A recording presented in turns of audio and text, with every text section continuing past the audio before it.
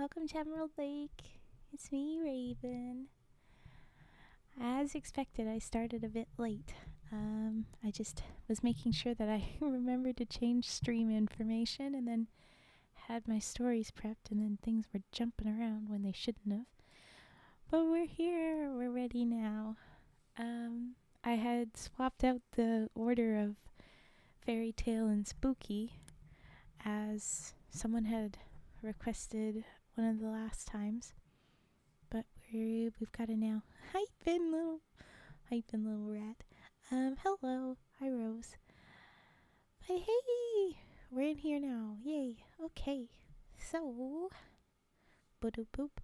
Oh, I should have checked this. I'm checking now. We may need to buy time or bug some people.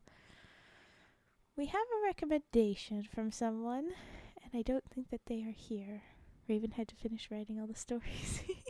No, because it is recommended stories. It is stories other people wanted. So, you already know them.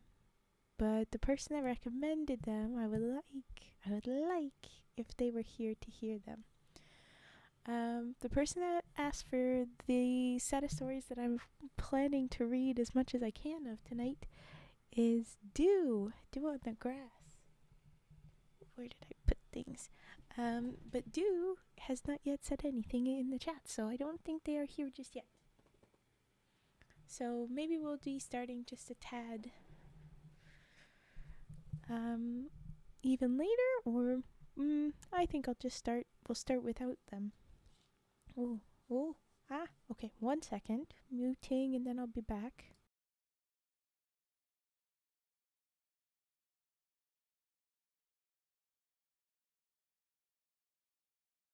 Okay, now 2 seconds. Shit.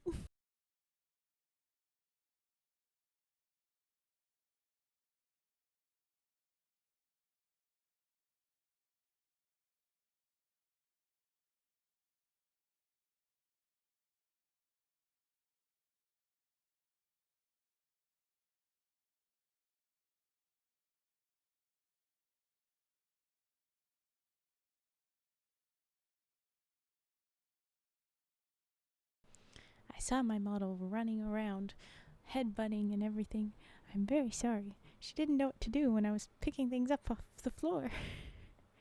2 seconds. I can't count that high. Tetra. Okay.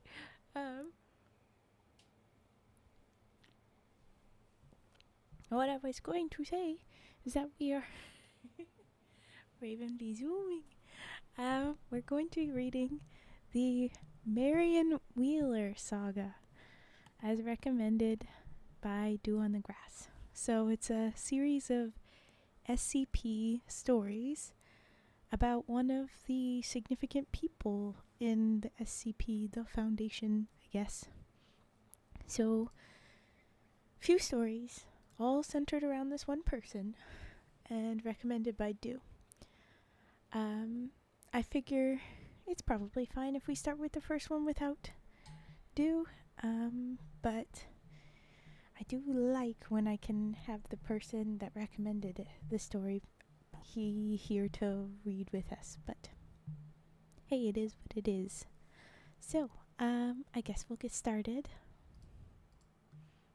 with SCP-055, and we'll hope that Dew can join us eventually, and if not, they'll probably watch the VOD. Or we'll bully them into watching the VOD when they eventually show up and I tell them, hey, guess what we did? But okay. Not a terribly long first read, but I didn't double check how long all the rest of them are. So I hope we can get through them all.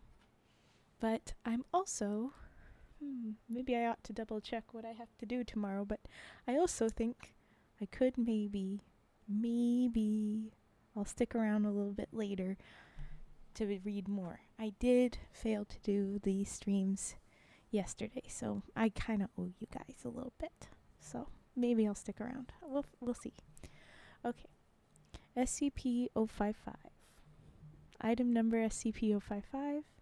Oh yes, I forgot to say thank you, Zach Doinoy Doinad.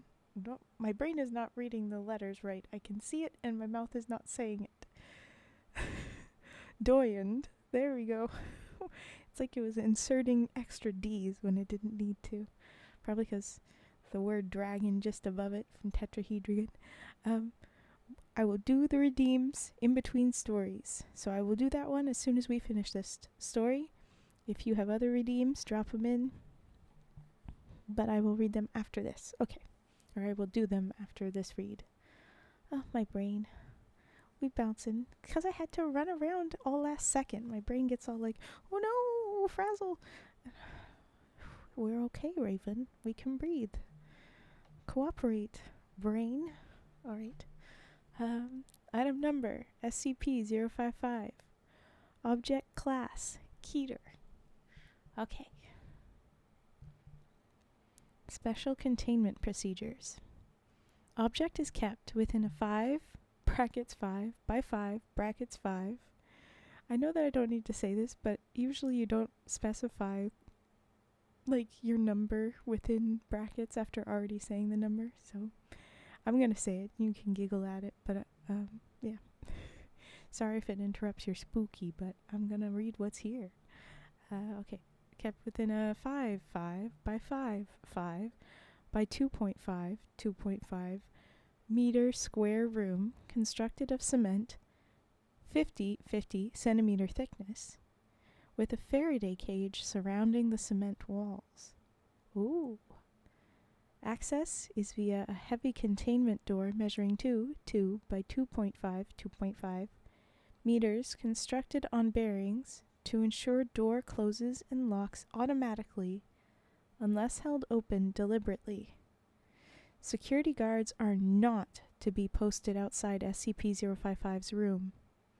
It is further advised that all personnel maintaining or studying other SCP objects in the vicinity try to maintain a distance of at least 50 meters from the geometric center of the room, as long as this is reasonably practical. Description: SCP-055 is a self-keeping secret or anti-meme. Information about SCP-055's physical appearance as well as its nature, behavior, and origins is self-classifying. To clarify, and the next few seconds are each a bracket, or each a point underneath. So they don't have letters, but I'm going to letter them so that you know that each different point. A. How Site-19 originally acquired SCP-055 is unknown. B. When SCP-055 was obtained and by whom is unknown. Hi, Cage. You're fine. I was late too. But I'm never taking attendance. Don't worry about it. Oh, Cage! Yay! Yes! And Tetra saw their new badge. Now you've got your new badge too for 3 months. I think I've only done it so far to 2 and 3 month little badges. I haven't gone further than that, and I have to find that little thing again. But anyway, we're looking out for Dew because this is Dew's recommended stories we're doing tonight. But yeah, you're good. Don't worry about it. And yay! 3 months. Congrats. Okay. I should click my clicky button. You should click your clicky button? Oh. Scratch Fury, thank you! Hype train incoming. Yeah, Tetra! There's your clicky button. I can see it happening. Let's go! Thank you. It's good to see everybody's here and you've got your little... Ooh, guys, because you've been here for 3 months. Yay! 6 months better be Gentleman Frog. No, like actually, I was thinking he was going to be a big significant number because he's just so fancy. He's the gentleman frog. But, oh my gosh, okay. I'm distracted. And, I may need a reminder when we leave tonight, when we raid out or something, Hey Raven, do make sure to update the subscriber badges so that we have those further down the road things, because I'll forget otherwise. I gotta update with all the emotes that I have, and then once we get no emotes, I can add them on top too for the later and later as we go emotes. Anyway, okay, brain. Oh, thank you for the follow, Subwinter. Thank you. Welcome. Okay, I was saying, oh yes, SCP-055 is a self-kept secret. So to clarify, how Site-19 originally acquired SCP-055. So they didn't say that above that, but I guess it is at Site-19. It's unknown. Ooh, I like that. It's a goofy little emote. Ooh, little angel buddy. Oh, going to lurk. I'm EP. Okay, Rose. Be EP. Be lurkin'. Ooh, we're happy to have a lurkers. Okay. B. When SCP-055 was obtained and by whom is unknown. C. SCP-055 physical appearance is unknown. It is not indescribable or invisible. Individuals are perfectly capable of entering SCP-055's container and observing it, taking mental or written notes, making sketches, taking photographs, and even making audio-video recordings. An extensive log of such observations is on file. However, information about SCP-055's physical appearance leaks, in quotes, out of a human mind as soon after such an observation. Individuals tasked with describing SCP-055 afterwards find their minds wandering and lose interest in the task. Individuals tasked with sketching a copy of a photograph of SCP-055 are unable to remember what the photograph looks like, as are researchers overseeing these tests. Security personnel who have observed SCP-055 via closed-circuit televisions television cameras emerge after a full shift, exhausted and effectively amnesiac about these events of the previous hours. So, like, they just get completely out of it. Thank you, Gage, for the bits so that he pushed the level 1. It's cute, thank you. Thank you very much. But as that was some bits, and not y'all just subscribing, guess what I got to do? That's a little money frog earner right there. Little boopa de bup. Give it a little rain of money frog. Cause you gave me 100 little bits. Eep. Look at that. Okay. Celebrate yourself. Woo! Yeah, there you go. Little bit of rain of money trail. Okay. D.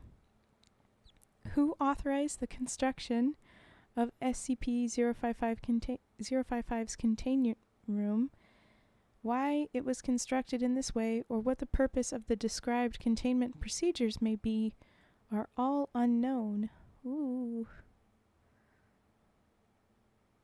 So they don't know why it's contained the way it is, but it must be.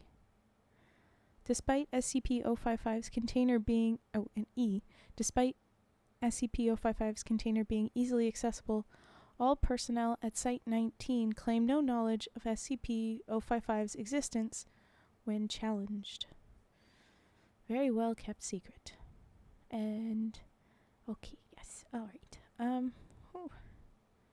Weirdnesses. Oh, never mind. All of these facts are periodically rediscovered, usually by chance readers of this file, causing a great deal of alarm. This state of concern lasts minutes at most, before the matter is simply forgotten about. A great deal of scientific data has been recorded from SCP-055, but cannot be studied. Wah wah. At least one attempt has been made to destroy SCP-055, or possibly move it from containment at Site-19 to another site, meeting failure for reasons unknown. SCP-055 may present a major physical threat, and indeed may have killed many hundreds of personnel, and we would not know it. Certainly it presents a gigantic memetic/mental threat, hence its Keter classification. Now we get into documents. Document 055-1, an analysis of SCP-055.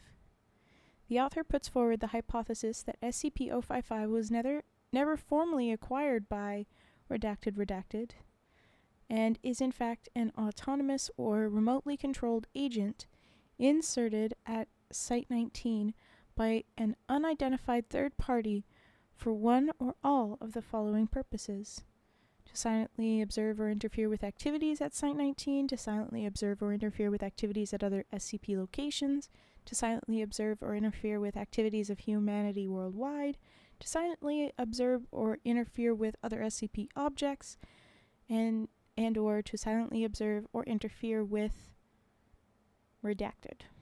Maybe another worker or other SCP being, but no action to counter any of these potential threats is suggested or indeed theoretically possible. Dun, dun, dun. Addendum A, someone adds, hey, if this thing really is an anti-meme, in quotes, why does the fact that it's an anti-meme get wiped? We must be wrong about that somehow. Wait a minute, what if we were to keep notes about what it isn't? Would we remember those? Bartholomew Hughes, NSA. Not redacted. It is not, and then whatever it isn't is redacted. That's great. But I like his thoughts. Maybe that would be it. I can tell you what SCP-055 is not. It is not a unicorn. It is not, and then document 055-2. A bit more to this one. Report of Dr. John Marichek. Survey team number 19055-127BXE was successfully able to enter SCP-055's container and ascertain the appearance and, to some degree, the nature of the object. Notes were taken according to the project methodology, see big O redacted, after which the container was sealed again. Okay. An excerpt from a transcript of personnel debriefing follows. Here it is. Ooh, Dr. Hughes, so I guess that's Bartholomew up above, maybe. It's nice. Dr. Hughes. Okay, I'm going to need to ask you some questions about number 55 now. Then someone's redacted here, whoever the heck else it is. But I'm curious then, report of Dr. Marichek. I don't know. I don't know who else this is. Here we go. Dr. Hughes, okay. Yep. That person says number what? Dr. Hughes, SCP Object 55, the object you just examined. The redacted person, I don't know what you're talking about. I don't think we have a 55. Dr. Hughes, okay then, redacted, probably their name. I'd like you to tell me what you've been doing for the past 2 hours. Redacted person, what? And then they have a little note, subject appears uncomfortable. I don't know. Dr. Hughes, okay then, do you remember that we all agreed that it wasn't spherical?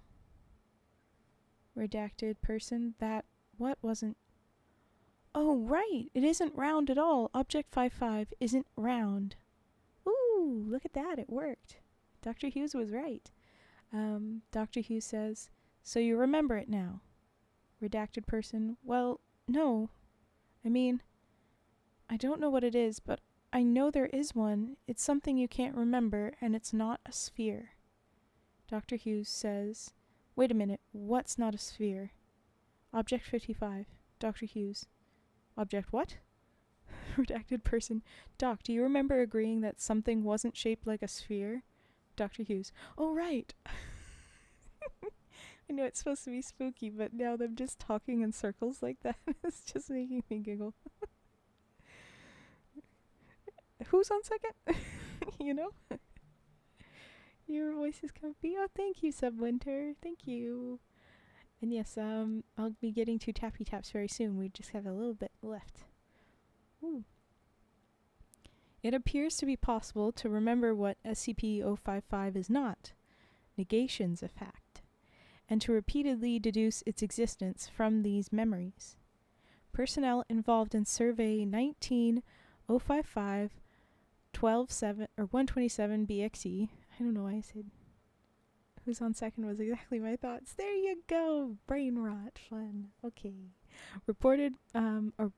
Personnel involved in that survey reported moderate levels of disorientation and psychological trauma associated with cycles of repeated memory and forgetfulness of SCP-055. However, no long-term behavioral or health problems were observed, and psych assessments of survey personnel showed consistent reports of this distress fading over time. Recommendations: it may be worthwhile to post at least one staff member capable of remembering the existence of SCP-055 to each critical site. Okay, that could be cool. But how do you maintain that they keep remembering? It sounds like you have to just, okay, welcome in, today's this date, and what's not spherical? Oh, yeah. 55's not spherical. What's 55? Oh, the thing that's not spherical? No? Okay. But alright. And then the next one listed is we need to talk about 55, which is indeed the next in the in the Marion Wheeler saga that DewOnTheGrass was recommending. So I've got that one now up and ready. It's a little bit longer, but I think it'll be just good. What are you guarding? Huh? I'm guarding something? Yeah. But I think if they can do it. They can do the, okay, good morning. Remember, it's not spherical. Well, it's not spherical. Oh, right. Dang it. I almost forgot that one. Like the opposite of, I just lost the game. They'd have to play that with each other so that they never forget. That's how that would have to go. Okay. But it's time for redeems. Alrighty. We swap that out. I said swap it out. Okay. And we start with humming. Sorry if you had to wait, but that's how that works. I'll do them in between things. Boop. Humming now.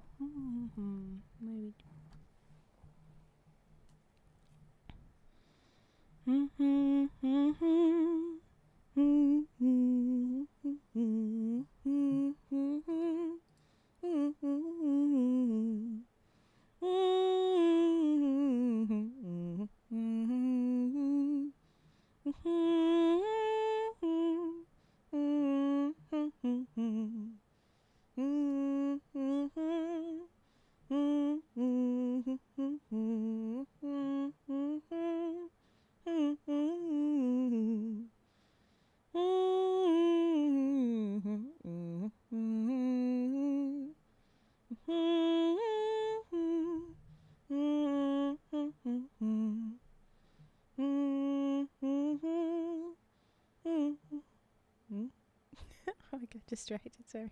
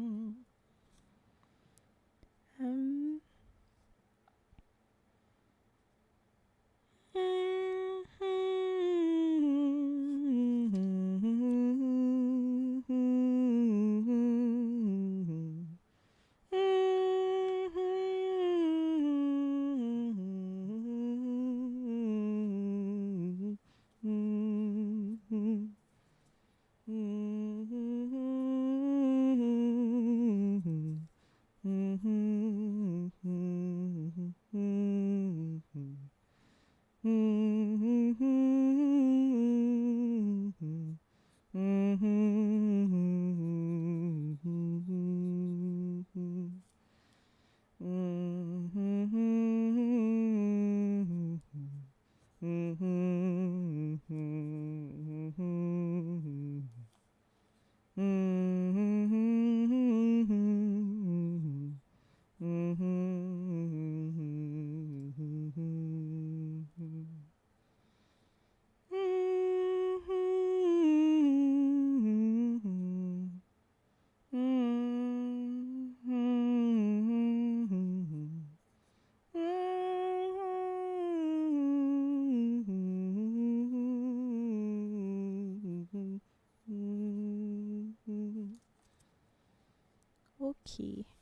Now the tappy taps. Get my glass.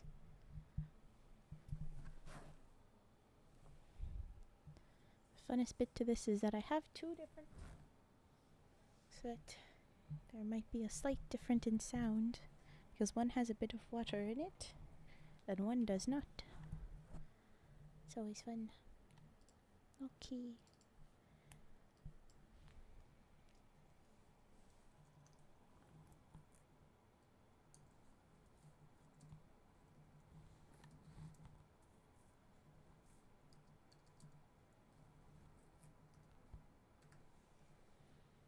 Oh dear. Okay.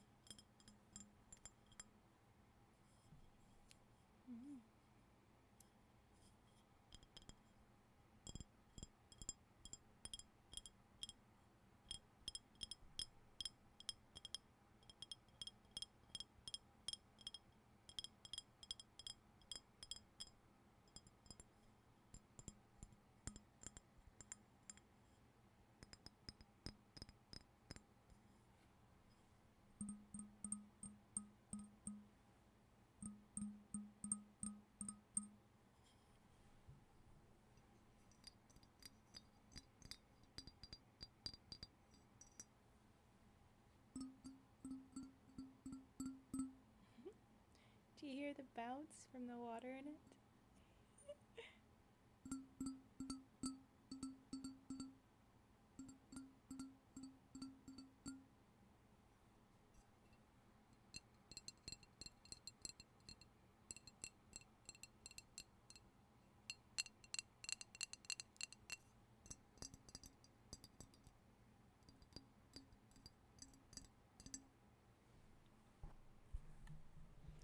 Alright, there was the glass chappy tappies. And now it's dice. Okay.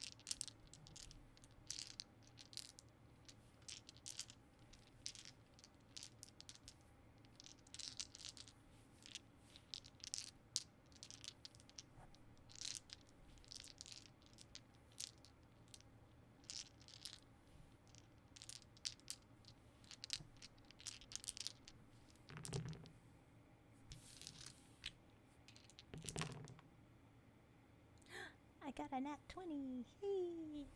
Okay. On the last roll, I got a 20. Yay. Ooh. I'm sorry that fell. Okay.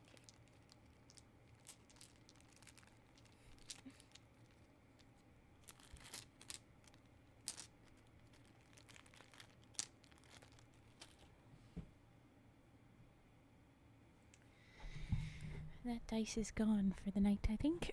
That one particular die I will have to collect another time. But okay, that was our dice. Ooh. When you roll the dice onto the mat, or whatever it is, the sound brings up a really oddly specific childhood memory. Ooh. I hope it's a good memory. I hope it's not a unfortunate thing that you're remembering right now, but...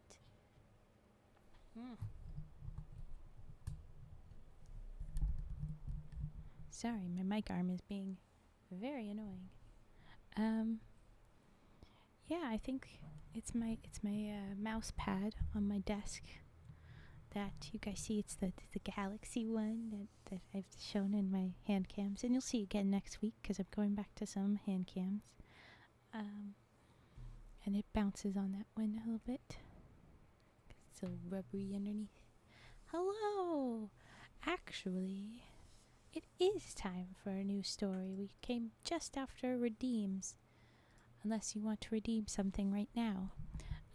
We're going to be jumping into the next story in the Marion Wheeler Saga with the SCP Foundation. And my headphones are being funny. I wear headphones so I can hear exactly how I sound to you guys, or as close as I can get it. And it's being difficult. The good news is that I can still see like how loud I am at least in the thingy. But yeah. Okay. Nope. It's still weird. Stop being weird. Oh. It's back. Okay. I can hear. SCP Foundation. Yep. It's them. Dates me a bit, but the sound of the dice on the mat reminds me of a backgammon game my mom used to play a lot on the Windows 95 computer we had when we were just a wee child. Funny, because it reminds me of the literal game of backgammon, and I could say that it ages me a bit, since backgammon is one of the literally oldest games in the world, but everybody's got that. Anybody could be playing it at this point.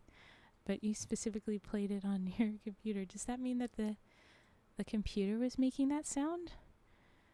On a Windows 95, that would be impressive. That they'd have a good dice on a mat sound. I don't know. I didn't play backgammon on one of those. Okay, thing. Can you move your hands? My model can't. She hasn't got any, but I can. It's how I'm even moving my mic or any of my stuffs. I know you're asking about my model, but I can't. Unfortunately, she freaks out often, and you get to see. Yeah, she has no hands. She has no legs. Lieutenant Dan, you ain't got no legs. But that's what I got right now. Oof. Yeah. Oof. Oh well. Oh no, that's what I want. Yeah, rolling the dice made a sound.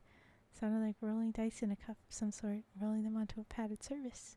Probably mimicking the backgammon board itself. Have you ever had the physical backgammon set? Yeah, a felt backgammon board. And the cups that they have that come with it. It makes me happy when I see in movies that they're actually playing it. In like old based movies. That they're not just playing chess. Because like, okay, chess is something that people played in older times. But when you're really like doing a proper real old time period piece, backgammon was the way to go more than chess was. Okay, what was I got distracted, and then my mic is being weird. I think it's just my headphones, but it sounds kind of reverberating. What the heck in heck? Oh boy. I don't know what is happening to it. Okay. Well, that's better. Why your background reminds me of One Piece, Odyssey, God of War, or MK11 Crypt. That's a lot of different things to remind you of. I recently found out and was deeply disappointed that it's JI. I don't like it. But maybe I shall find better art eventually. Alright, we need to talk about 55. It's cool, it does look cool, but I personally would prefer to not be supporting AI art because it steals from other artists to be able to exist. And I don't want it to have stolen from artists. But it's what I've got now, and it does look cool, so I won't get rid of it yet. I'll get rid of it when I have something as cool or cooler. / if I get bored of it, because I've got a couple options in when I got it, but there are various ways of... my brain just evacuated again. There's a couple in the pack is what I was trying to say. But also it bugs me that I paid money for a robot to do it. Ugh. I don't want to pay a robot. No. Anyway. Okay. We've got the next story is... we need to talk about 55. The next section in the stories. So here we go. Can I smoke? This time the receptionist narrows her eyes at Marion. No, she says. No, you can't smoke anywhere on Site 200. Just because it's an administration building doesn't mean we don't have lungs or labor law. Marion notices the exasperation on the young woman's face. I've asked you that before, haven't I? Twice in the last quarter hour, the receptionist says. You must really need a smoke. She's genuinely puzzled at the repeated question. She's doing a bad job of concealing her puzzlement. You think it's like Memento, don't you? Marion offers charitably. You think I have no long-term memory, and if I stay in one place for too long, I forget why I'm there. The receptionist is only just old enough to remember that film. I guess? Marion smiles sympathetically and shakes her head. It's nothing so simple. Minutes pass. She toys obsessively with her lighter. She's turning 50 this year and slowly graying, well on her way out of petite towards little old lady. In her bag, her phone beeps because it's time for a pill, but she tells it to remind her later. There's a slight tremble in her fingers, but that's not age-based infirmity. That's just ordinary nerves. She's nervous because she's here to meet an 05, and 05s are scary. 05s never want to see you for a small thing. It's the end of the world or nothing. Finally, 40 minutes late, the door to the inner office opens. 4 or 5 high-ranked foundationers spill out, carrying laptops or briefcases. As a group, they head straight past reception and out to cars which are waiting. Marion recognizes a few of the faces, the Site 19 director, the head recruiter for Western Europe. None of them glance in her direction. Once they're gone, 058's assistant pokes his head around the door. He's 20-something and probably youthful, like a teenager stuffed into one of his dad's business suits. His haircut is barely regulation. In one hand, he holds a tablet computer showing his boss's day planner. It's packed. The man evidently does not sleep. Marion, you can come through now. There's a little break in the text, a little star. The office door closes behind them with an unusually heavy mechanical clunk, as if the whole thing is part of a machine built into the office walls.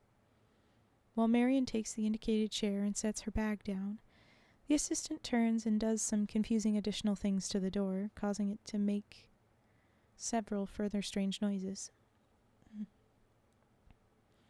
Oh, okay, 1 sec.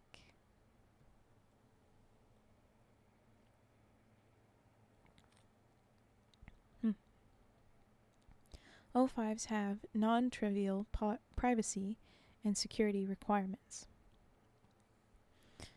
The office is spacious, but somehow contrives to be dark, despite 2 big corners of window and broad daylight outside. The walls are all bookshelves and hardwood paneling, perfectly stylish, but a style from the 90s, a little worn, and not yet old enough to be fashionable again. As for the fellow behind the desk, well, an O5 never looks like you imagine. Marion takes a deep breath. So what's the topic? All I got was the meeting invitation, no agenda or subject. I mean, an O5 says jump, and you jump, but... And then she's interrupted. Looking to her right, she notices that the assistant, without saying anything or making any undue noise, has set his tablet down on a table, produced a gun, and aimed it at her head. Marion stops talking. She sits still in her chair for a little while, absorbing the change of pace, letting her heart rate rise to a hummingbird's, and then start to flatten again. Okay, she hazards.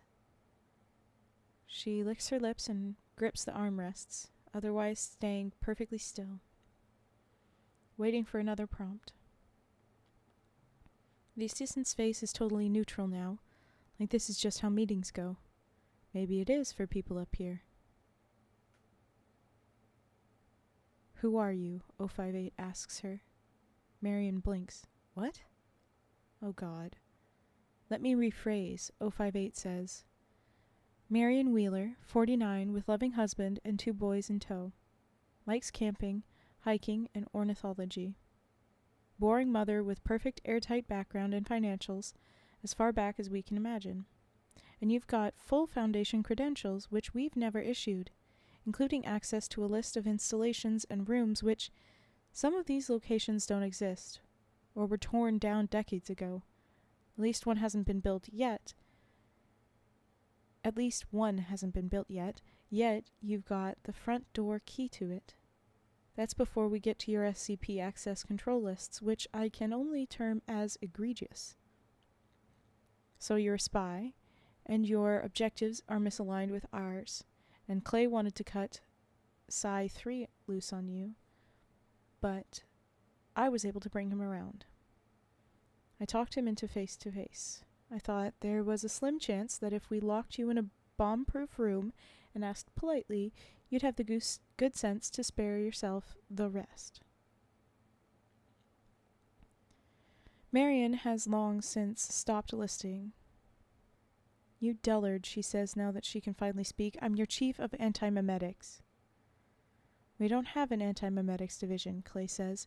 Yes, you do. We do. 058 says we have a memetics division. A telecontainment division. Yes, a telecontainment division, fire services, Ops A, Ops B, personnel, D personnel, and 2 dozen others. We don't have an anti-memetics division. Do we have an irony division? Marion asks. She hesitates hopefully. No? All right. Well, try this. Why do you think the anti-memetics division would show up in the listing? This is just a cover story, Clay says to 058, not taking his eyes off Marion. It's a good one, but she's had it worked out in advance. Clay, lose the peace, says the 05. Grudgingly, Clay does so. Marion relaxes fractionally. Oof. There are SCPs with dangerous memetic properties, she says. There are contagious concepts which require containment just like any physical threat. They get inside your head and ride your mind to reach other minds, right? Right, 058 says. He could name a score of SCPs fitting this description without even thinking. There are SCPs with anti-memetic properties, Marion goes on. There are ideas which cannot be spread. There are entities and phenomena which harvest and consume information, particularly information about themselves. You take a Polaroid photo of one, it'll never develop. You write a description down with a pen on paper and hand it to someone, but what you've written turns out to be hieroglyphs, and nobody can understand them, not even you. You can look directly at one, and it won't even be invisible, but you'll still perceive nothing there. Dreams you can't hold on to, and secrets you can never share, and lies and living conspiracies. It's a conceptual subculture of ideas consuming other ideas, and sometimes segments of reality, sometimes people, which makes them a threat. That's all there is to it, really. Anti-memes are dangerous, and we don't understand them. Therefore, they are part of the problem, hence my division. We can do the sideways thinking that's needed to combat something which can literally eat your combat training. 058 stares back at her for a long moment. Clay fidgets, disliking and distrusting the story. But the 05 seems more open to the concept. Name one, he says. Name an antimimetic SCP. SCP-055, Marion says promptly. There is no SCP-055, Clay retorts. Again, yes there is, Marion says. There isn't, Clay asserts. SCP numbers aren't assigned sequentially. They are gaps. That number hasn't been assigned. It's not superstition. We have enough to be concerned about without arbitrary I could see my freaking mouth not cooperating with this. Numerological mysticism. Because I knew my words are failing me a little bit today. We have enough to be concerned about without arbitrary numerological mysticism. We have SCP-666 and SCP-013, but there's no SCP-001 and there's no SCP-055. Clay, 058 says, he should look at this. He turns his monitor to Clay so Clay can see the file that he has just retrieved. Clay bends over and reads it from top to bottom. Stunned, he scrolls back and reads it all a second time. But the file's dated from 2008, 058 says. The but being Clay and interrupted. It's got all the right flags and signatures. It's keyed and coded. It's real. You've seen this before? Clay asks him. Never in my life, 058 says. As far as I can remember anyway. On the other hand, if the content is accurate, both of us have probably seen it dozens of times. Clay glares at Marion. This isn't possible. Marion nearly spits. For Christ's sake, Clay, how long have you been working here? But if this SCP is this powerful, he begins. Yes? Who writes the file, the 05 finishes. And for that matter, how was the interview conducted? And who is Bartholomew Hughes? And most importantly, how do you, Mrs. Wheeler, retain knowledge of any of this? Bart Hughes wrote the file. He's dead, Marion says. What happened to him? You don't want to know. There's a very long pause while both 058 and his assistant react to this. And in fact, they pass through a long, discrete sequence of reactions. Indignation at the seeming rudeness, confusion at Wheeler's incaution in front of sinister superiors, surprise at the magnitude of the claim, pure disbelief, comprehension, and finally, horror. What, 058 asks carefully, would happen if we did know? It would happen to you as well, Marion says, levelly. As for the rest of your questions, we manage that pharmaceutically. You know we have Class A amnestics for people who very badly need to forget things? Of course you do. Who could forget about Class A amnestics? Well, in antimimetics, we have a different pill. For people who need to remember things that would otherwise be impossible to remember. Mnestics class W, X, Y, and Z. Same Greek root as the word mnemonic. The M is silent. In her bag, her phone beeps again. With a nod of approval from the 05, Marion reaches into her bag and turns her phone off. acknowledging the prompt this time instead of postponing it. She pulls a blister pack from another pocket and pops a pill out. It's hexagonal and green. She holds it up and is satisfied to see a flicker of recognition in 058's face. He's beginning to put it back together. Marion says, "These are Class W nestics, the weakest suitable for continual use. 2 pills per day. Go down to the site pharmacy and ask. The pharmacist will claim they don't stock any such thing. They're misremembering. Tell them to double check." 058 sighs, "And now I think I get it. I see why we're having this conversation at all." "Yes," Marion says, popping a second pill out and handing it over to him. "It's because you missed a dose. You're supposed to be on these, the same as me and everybody on my staff. It's the only way we can work. You forgot to take a pill. Then you forgot all the information that the pills were helping you retain. You forgot why you were taking them, who gave them to you, where to get more. You forgot about me and my entire department, and now I have to bring you up to speed. And if I take this," 058 says, "I'll remember this whole conversation, and we don't have to have it again."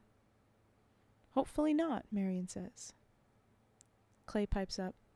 Should I be taking those?" "Sorry, kiddo," 058 says. "Need to know. Maybe when you're an 05 yourself."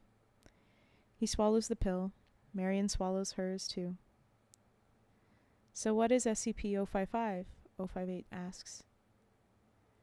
"SCP-055 is nothing," Marion says, now relaxing entirely.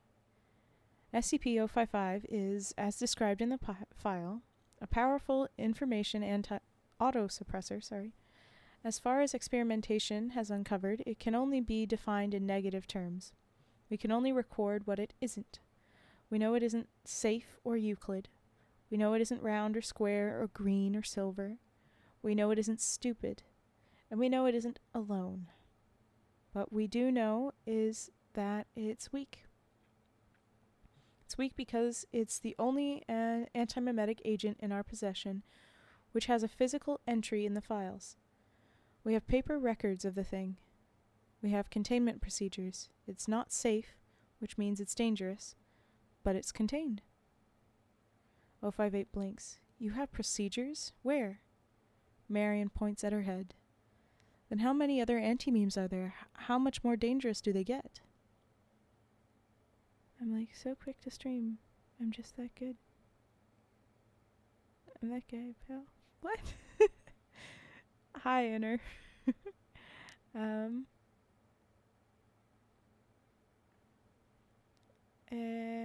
how many other...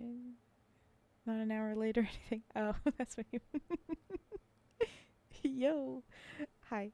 Okay. Then how much more dangerous do they get? That's what you're asking. 10 that I know of, Marion says. Statistically, probably at least 5 more that I don't know of. This does not count the antimemetic entities freely roaming the halls, not under containment. There are at least 2 in this room with us right now. Don't look. I said don't look. It's pointless. 058 does an impressive job of controlling himself, keeping his attention focused on Marion. Clay doesn't fare so well and quickly sweeps the whole room, even checking behind his back, making an ass of himself, essentially. He finds nothing. He looks baffled. "There is an invisible monster which follows me around and likes to eat my memories," Marion explains patiently. "SCP-4987. Don't look it up, it's not there. I've learned to manage with it. It's like a demanding pet. I produce tasty memories on purpose so it doesn't eat something important like my passwords or how to make coffee." "What's the other one?" Clay asks. With another nod from 058, Marion goes to her bag again. This time she pulls out a gun and shoots Clay twice in the heart. Ah! More aghast than in pain, Clay collapses sharply against the bookcase behind him. Pulling his head around to face Marion, he manages, "How did you..." Marion stands, aims more carefully, and shoots him a 3rd time, this time in the head. 058 again does an impressive job of not reacting. "That's Clay's gun," he deadpans. You stole it from him. It's tricky to steal a firearm this heavy from someone without them noticing, Marion explains, unloading it and carefully setting it down. But stealing a firearm and then stealing their memory of the theft is a little easier. Like I said, pet. Some pets are dumb enough that they can be trained. Ooh, okay, good for you, Marion. But also,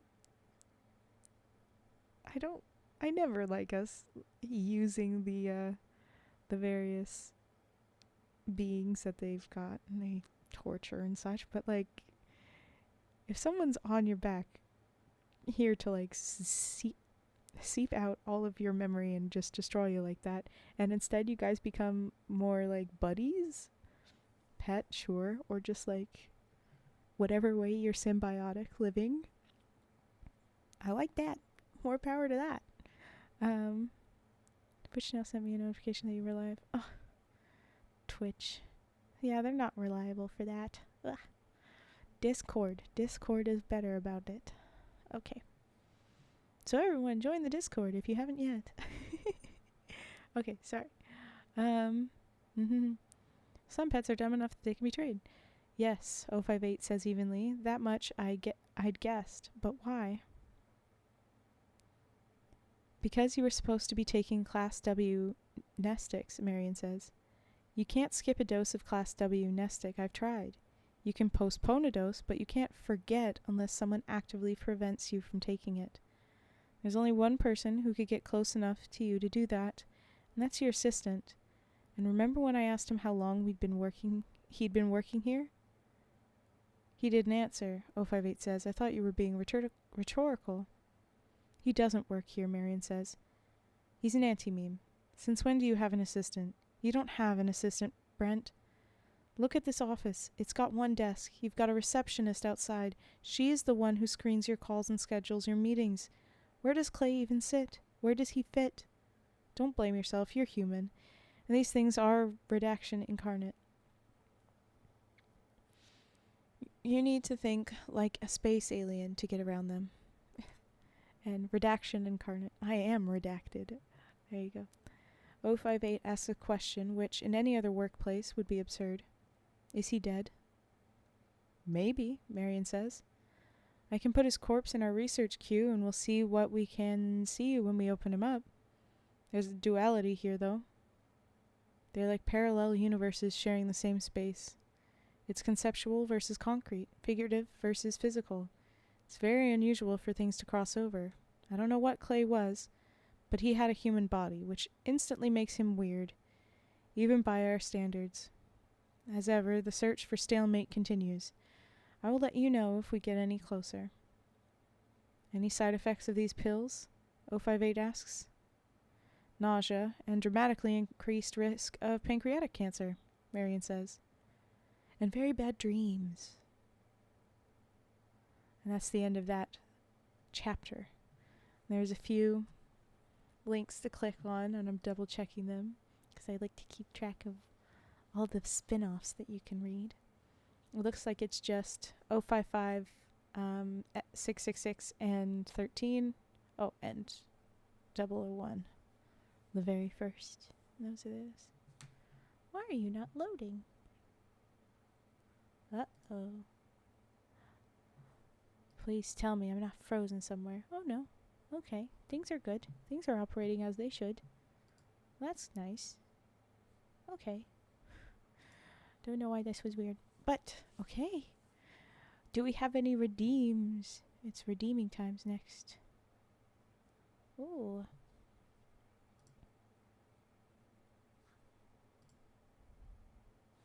I'm clicking all the little subplots. I want to read these eventually. The spooky number ones, the 666 and the 013. We'll have to look at those. Okay. But the next one will be introductory antiemetics. That will be the next up. Oh, okay. Dice. Alrighty, Fetster. We had dice just a bit ago, and I lost one die. It had fallen beneath the desk, and I need to go fish it out. So forgive me. I will disappear for a moment. my model will probably do a bunch of dancing and headbutting and whatever. Ugh.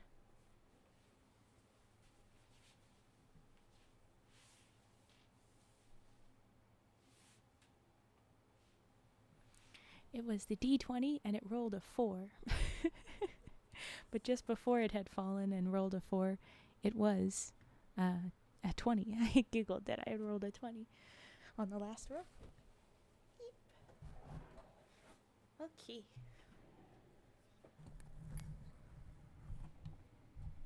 It's dice. All right.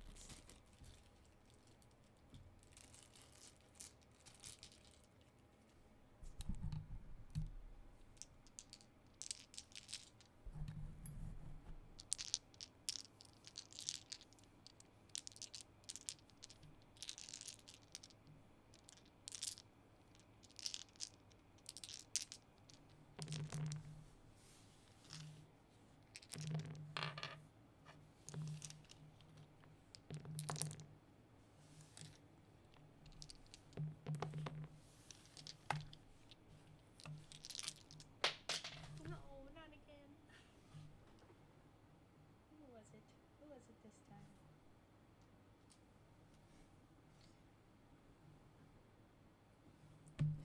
I'll have to pick that one up later.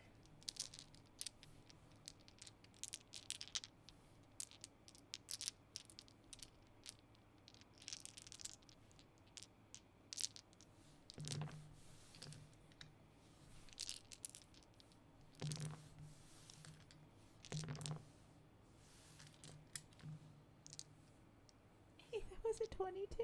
Oh my gosh. I'm rolling good and then awful tonight. Yeah, then it went 20 and then 5. And 20 again. And 6. Oh no, wait, it's 9. Oh, a little bit better, just a tiny bit better. I rolled 20 and then 4. And then 20 and then 5. And then 20 and then 6. Oh no, 9. Hello, Darkstorm. Is it morning for you? Happy time zone. I was just rolling dice, and one has fell under desk, and I will adventure to collect it again. If the model is jumping around, please forgive her. She knows no helpful information for when I disappear in different planes than she can see. It's just what she do.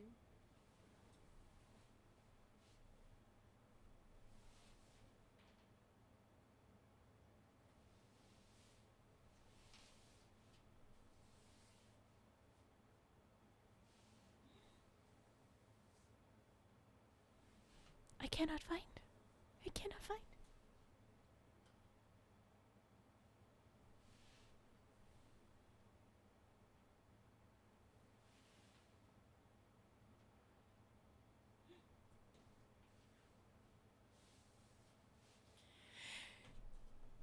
One more attempt. Oh boy.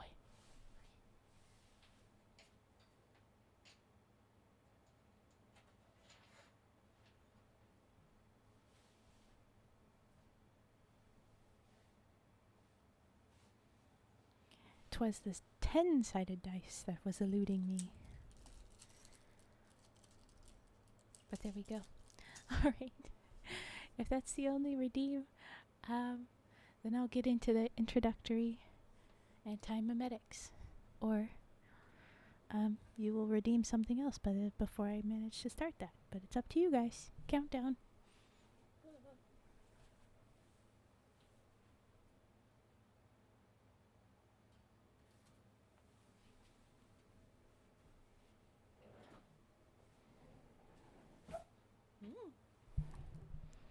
Okay. Introductory anti-memetics it is then.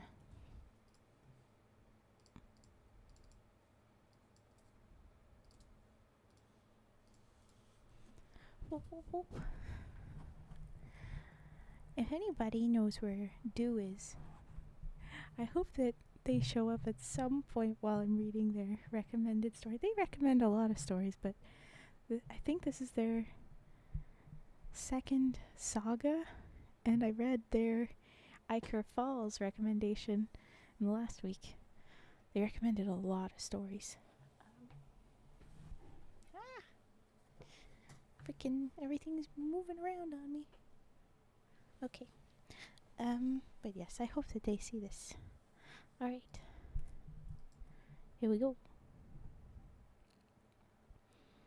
Junior researcher Kim's been working for the Foundation for all of 4 hours, and he feels pulverized, as if an anvil were dropped on his head in that first introductory lecture.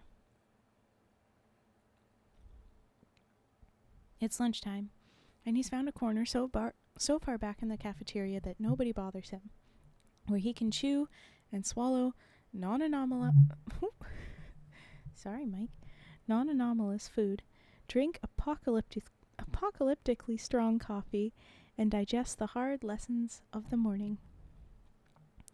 On his Foundation-provided phone, he pages fretfully through the few SCP files for which he has clearance.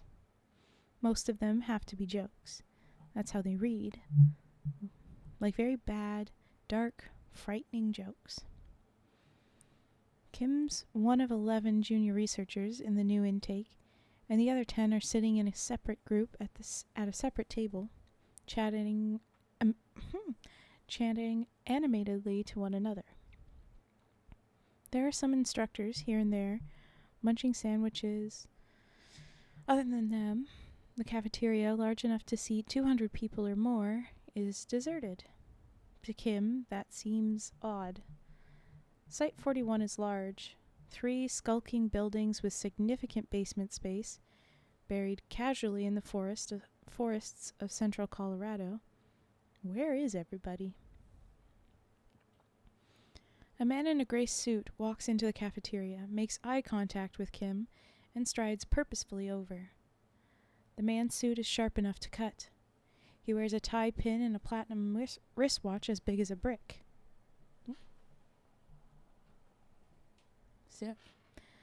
Wristwatch as big as a brick. He looks badly misplaced.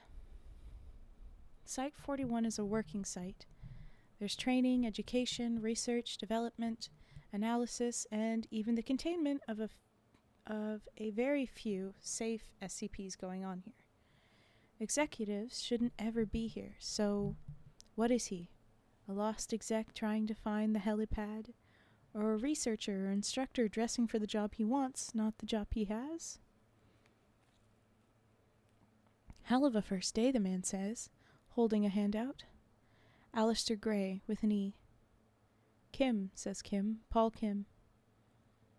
Good to meet you. What accent is that, if you don't mind me asking? Kim blinks. New York, he says. I'm from New York. Are you the site director? You seem on edge. Well, that figures, doesn't it? Kim asks. You must know how that intro goes. It's like an atom bomb to the ego. I just had almost everything I know overturned. It turns out I've spent my entire adult life being protected from dangerous knowledge, as if the whole outside world is a ball pit for under 7s. Stepping out of that has been humiliating to start with, and he blinks again. Hey, what do you do here exactly? You didn't answer my question. You didn't answer mine, Gray says. Of course I did, Kim says. I'm from... And then he just stops, his train of thought running off the end of a track into air. It's on the tip of his tongue, the answer to Gray's question, but he can't get the words out. That's weird, he says, shaking his head. At this point, he also notices that Gray isn't wearing his badge. This could be an honest mistake, albeit an extremely serious one, but surely execs don't get to the executive level without being scrupulously correct in everything they do. Sorry. Who are you? Kim asks again. Your life story was fascinating. What? You spoke 4 languages, Gray tells him. 1 now, and soon 0. Too huge an intellect to specialize. Your education was a fusion of biochemistry and comparative literature. You felt as if you'd die if you couldn't find more foreign thoughts to cram into your head. You've been all over the world, hungry, and every country you've ever been to was like landing on another planet. You toy with anthropology, but there's too much world for one human race to ever understand, let alone one human. There's too much human race. We should pare it down. Kim nods. Would you excuse me for just 1 second? He gets up and hurries to another table, to the instructor whom he met earlier that day. When Kim gets close to her, he feels a kind of staticky sensation building up. He tries to shake her shoulder, and succeeds in moving it a little, but it's like reaching through tar. Hey, there's a problem. There's an intruder. I think it might be an SCP. Doc, look at me. Hello? She doesn't react. He tries the gaggle of fellow newcomers as well. But they keep chattering and hypothesizing, oblivious to him, shouting and clapping in their ears. Hey, people, listen to me. No. He looks back.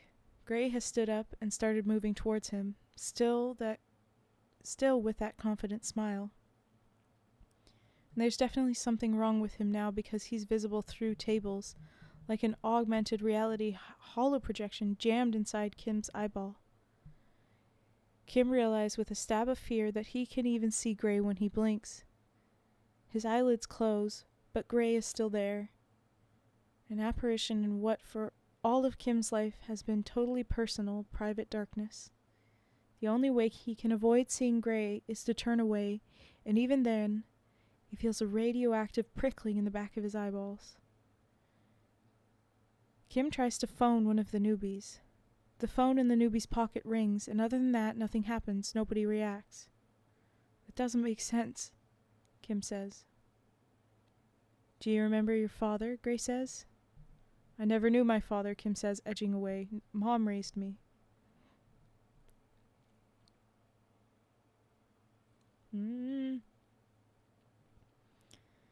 Gray's white smile is a fixture. These people loved your perspective. They were going to put you to work on anomalous anti-memes. Oh. But they don't remember you exist. You don't exist. Kim says, mainly to himself, there aren't any dangerous SCPs on this site. It's a safe site, so either you're not dangerous or nobody knows you exist. And if nobody knows you exist, then that means you're either brand new or you're... What's an anti-meme? Hell of a first day, Gray says. Are you sentient? Kim asks. What? Dude, okay. You seem on edge, Gray says. Kim bolts. He exits the cafeteria, turns a corner and runs 10 or 11 paces down the corridor to where there's an elevator. He stabs the down button and waits. The elevator door is highly polished, reflective. Kim catches sight of a face in the mirrored surface and nearly falls over with shock because it's a face he has never seen before, and it's apparently his own. Jesus, oh, no, he babbles. What the hell? Okay. Sorry. Okay, Darkstorm, off to school. Okay, bye-bye. Have a good class.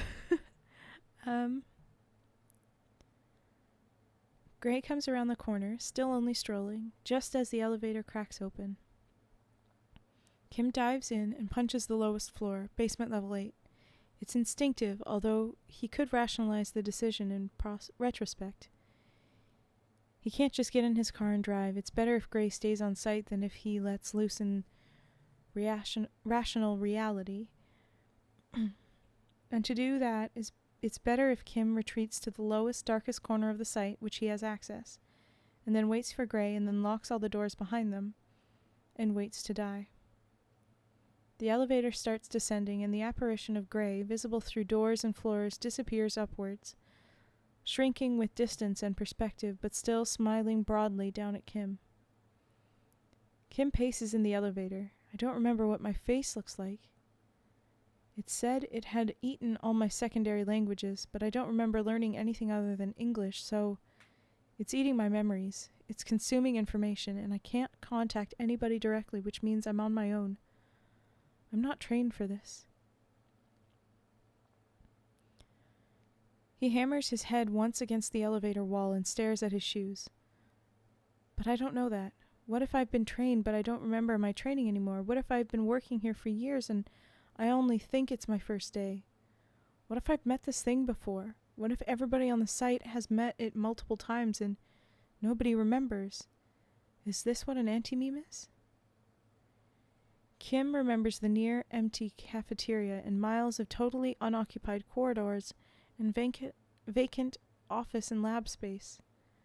Maybe it's not just eating my memories. Maybe it eats people whole, removes them completely from history. Maybe it's been hunting the site for years, and that's why the site's so empty, because it's nearly finished exterminating us all. I need to get help. I need to warn somebody. How? I can't talk to people. I can't phone them. I should write an SCP. But surely someone's already thought of that.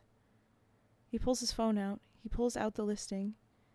Nearly 10,000 SCP entries. 100 of them are tagged anti-memetics alone. Kim clears his mind.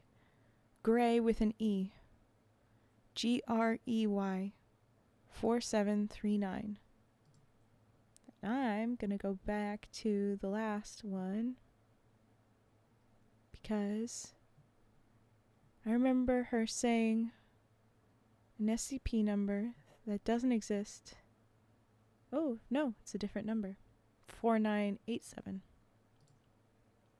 Maybe it would be the same dude. Ooh. It was not. Okay. SCP-4739. This is a new little thing here. It's clearly him writing it out. Object class, Keter. Special containment procedures. I'm disregarding the format because time is a factor. If you're reading this, you've already been isolated from the Foundation at large. Attempts to signal for help are futile. You are now inside 4739's gullet. After ingestion and prior to digestion, you need to get to lab SO41 BO8 053 as soon as possible and continue the research until you find a way to stop or kill Gray before it kills you. Don't read the rest until you're in the elevator. At that moment, the elevator doors open at basement level 8. Alistair Gray is waiting, still smiling disarmingly. He steps forward. Desperate, Kim hurls his phone overarm at the creature's forehead. It's a solid chunk of metal, and it's a dead hit. Gray reels backwards and cracks his skull against the wall.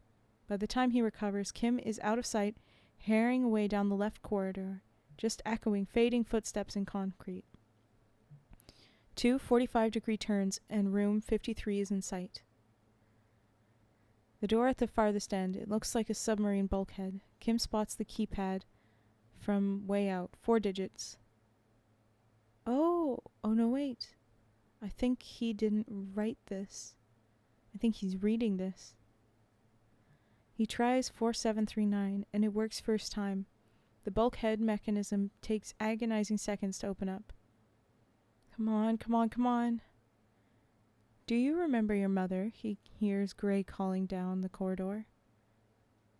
I never knew my parents. I was an orphan. Ooh. So he did know his mother before, and now not. Kim hisses under his breath. For a split second, he wonders what Gray might really mean by that, but he doesn't have time to dwell on it. The bulkhead opens. Kim slides in and pulls it closed behind him, locking the mechanism up again, as if that'll buy him even 1 second. The lab inside is sizable, windowless of course, and stacked to the ceiling with a jumble of equipment which Kim hardly recognizes. There are pieces of thick, shattered glass underfoot. In the corner there's a computer terminal, locked.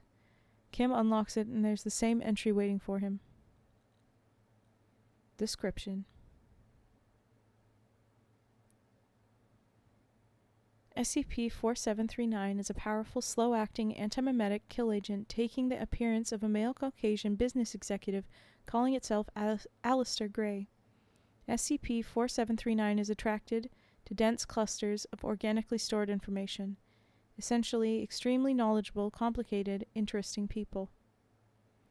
SCP-4739 isolates its victim from the outside world by enveloping them in an antimemetic field which makes it impossible for the victim, or anything done by the victim, to be perceived or remembered. Oof. SCP-4739 then consumes the victim's memories and knowledge until they become vegetative and die. This process takes between 15 minutes and 2 hours and is described as being like Alzheimer's disease in fast forward.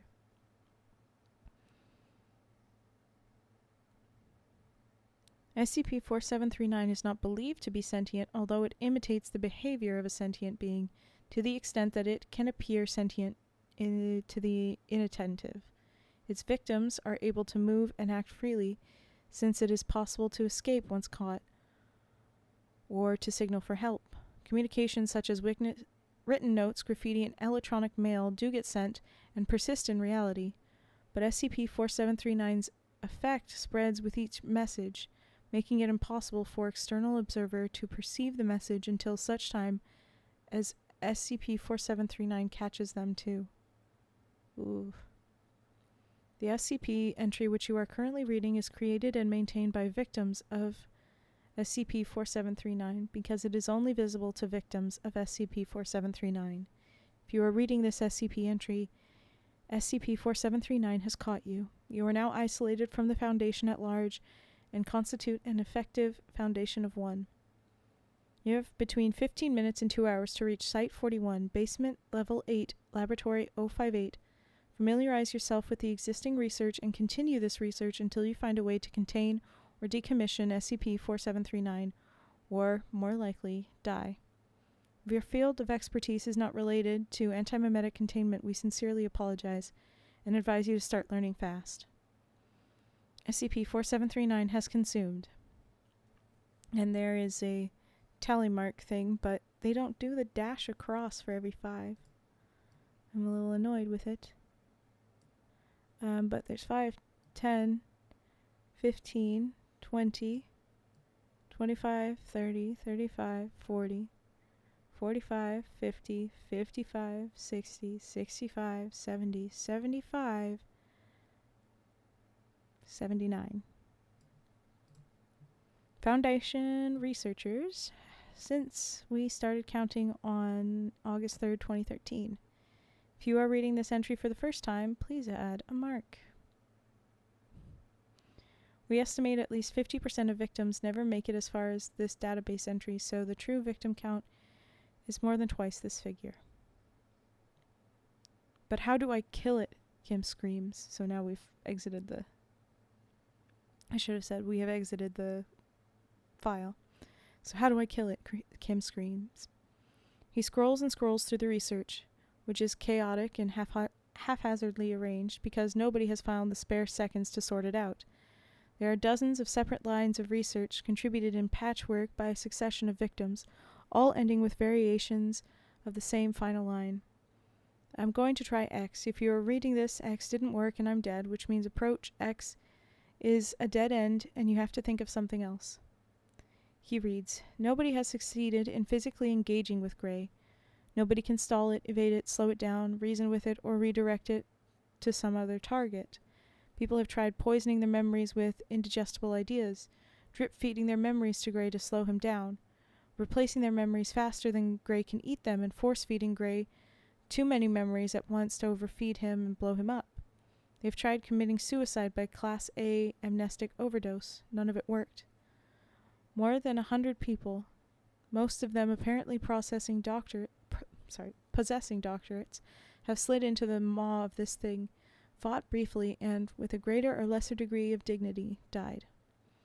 There are no remaining untried threads. I'm fucked, Kim concludes. He glances up. Gray's not in the room yet, but Kim can see him scrolling down the last stretch of corridor. He is a totally intangible being.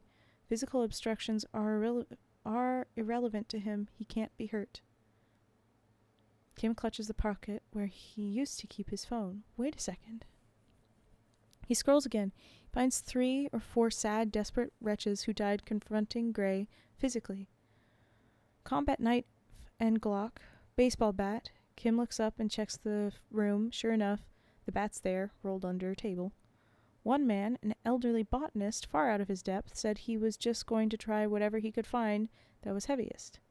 That explains the shattered CRT television and the layer of thick glass on the floor near the bulkhead. There's even CCTV footage of the botanist's attempt. He accomplishes literally nothing. Gray is a holograph ghost, and the CRT drops right through him, imploding when it hits the floor at Gray's feet. The botanist spends the rest of the video running time huddled in a corner, gradually losing his mind while Gray watches placidly. The difference being, Kim realizes with his eyes boggling, a phone is a solid brick full of information, and before me, nobody tried using information as a missile. Woohoo! Kim searches for the experiments, several of them scattered where the victim tried to divert Gray to a different data source. The general idea seemed to be to overload Gray by pointing him at something containing too much information, the internet, or the terabit feed from a live particle accelerator experiment, or a stack of hard drives containing the first few quadrillion binary digits of pi, but nobody could figure out a way to distract Gray's attention. Prominently placed screens full of data he would ignore. Data beamed at him electromagnetically, radio laser had no effect, and nobody could figure out a way to tunnel the information in through the victim's mind as extra memories. It was written as impossible, closed as a line of investigation. The hard drives, Kim finds, are right there on the workbench next to the computer. It's a half-rack unit. Cuboidal block of metalwork as big and heavy as a bowling ball. One of the most ineffective conceivable melee weapons. Kim snatches up the 3 longest pieces of Ethernet cable he can find and starts plaiting them into a chain. Then he remembers who he is, and where he is, and what his responsibilities are. He goes to the computer, to the SCP entry, adds himself to the victim tally, and writes up exactly what it is he's about to try, because he might not be the last one, and the world needs to know that this didn't work. There's a star. The story breaks. And then back. Gray comes through the lab bulkhead to find most of the equipment in the room toppled onto the floor. To create room for the black and silver drive array that Kim is whirling around his head on a 2-meter chain made of plated network cable. It makes a low thrumming sound as it whirls. Gray is not intelligent enough to stop moving forwards, and catches the array directly in the side of his head, rack mount point first like a morning star. Gray absorbs a few trillion digits of the impact, but it isn't enough. There's a green snap of light and a noise like a subway train short-circuiting, and Gray's a pile in the corner, his head caved in and the drive array partially demolished in pieces around him. Kim decides that history can fill in whatever quip it likes best. There's another star break in the story, and back. It was chewing its way up the antimemetics division hierarchy, Wheeler tells him in the aftermath. It was only a matter of time until it bit down on somebody dangerous. Congratulations on demonstrating a basic level of competence when it counted. Dozens of others couldn't. Kim still feels rattled, but the shock is dissipating faster than he'd expected. Marion Wheeler, it turns out, is the antimemetics division chief. She is Kim's new boss. I want to say it was dumb luck, Kim says. I want to say that I just threw my phone. It was instinct. It was muscle memory. It was my first day and I got lucky as hell. I want to say those things, but I'm sitting here and turning those statements over, and none of them would be true, would they? Wheeler waits expectantly and says nothing. You're not my new boss, Kim says. You're just my boss. This isn't my first day at all. I've been working here for, well, it must be over a decade, right? I think I've been a professional antimemetics researcher since at least the mid-2000s. It's just that the first thing Gray ate was my memories of everything past the first day, and even then, I see very little luck in what happened today, Wheeler says. Instinct and muscle memory are just deep forms of training. Like I said, a basic level of competence. An ability to piece your own life and all of your past knowledge together faster than nearly anybody else. This is what we try to drill into you, and sometimes, thankfully, it takes. So we've beat Gray, and that's all that matters. I'm just able to breathe now. Oh, God. This one really got me. It's like we started walking into it like any other SCP, and then it just grabbed me, this story. Now I see the end and I can breathe. Oh.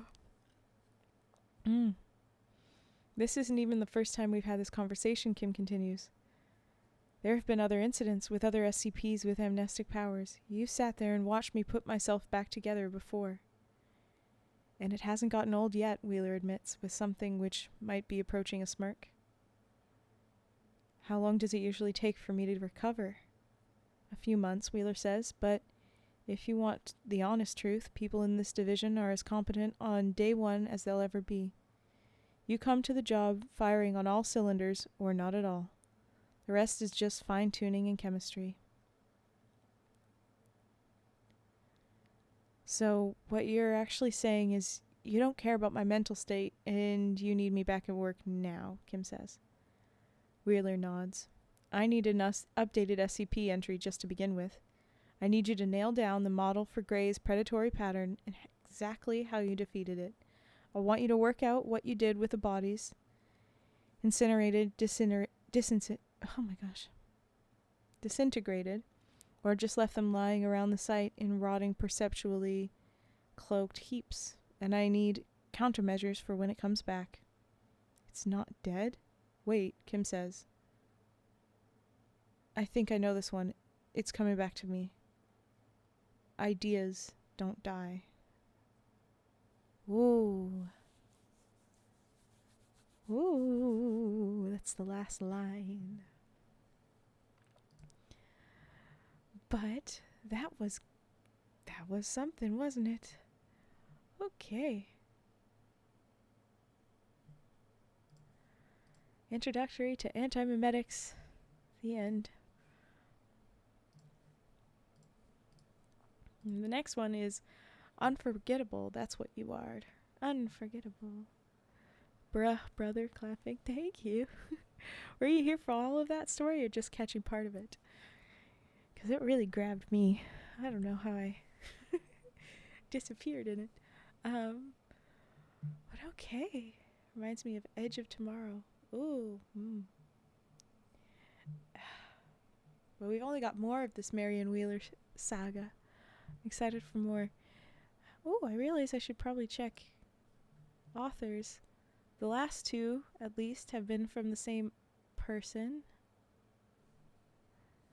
It's by qntm. They wrote the first half of SCP-055, but not the second. And then they did We Need to Talk About 55. Yeah, it looks like they've done a bunch, this author. They've done a lot. And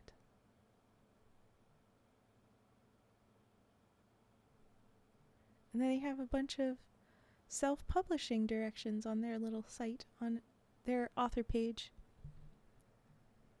That's so nice of them. That is good. That is very good. Josh Red, hi. Bruh, brother. qntm, great guy. Yeah, they did very good. Oh, thank you for joining Discord. Okay. Unforgettable, That's What You Are is the next one, but I'm giving a good little break for redeems if you wanted to do a redeems. If there's nothing in a minute, I will then read the next one. Antimemetics has an actual book. Ooh, oh boy. I'm sure that there is just an endless amount of stuff to read associated with SCP Foundation. I would never be able to actually get through it all. Ooh, mic arm sharpening. Okay. I'm gonna get up and stretch and readjust before that. Oh, and those. Ooh, okay. Thank you, Crummy Water. Oh, sorry. Noisy mic. Alright. I'll have to break. It's being a bit trickety. I'll just take a moment.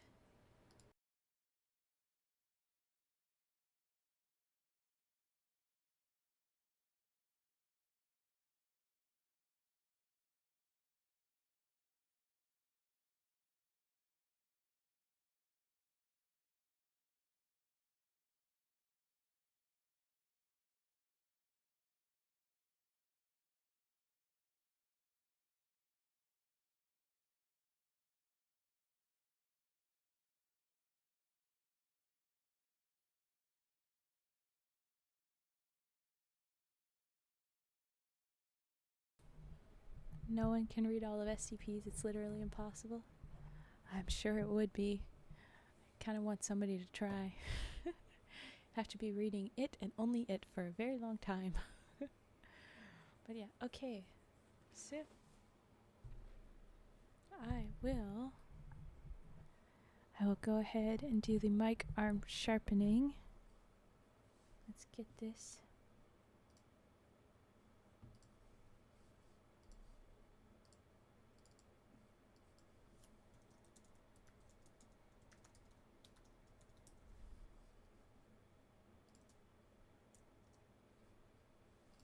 Okay. Many have tried it and they're still doing it. I bet. Okay, here we go.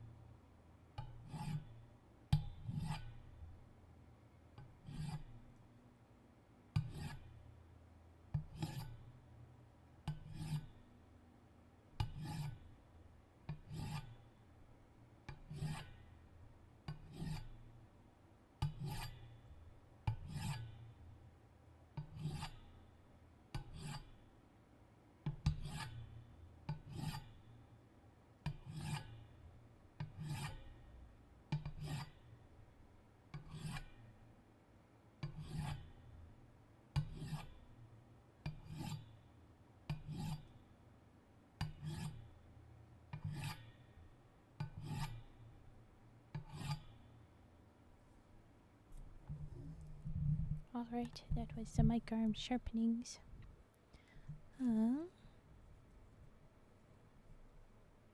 The 4703, that's just a supermarket. That sounds fun. I wonder why it gets SCP level though. I wonder it's gotta be something more than just a supermarket. There's gotta be something to it. Right?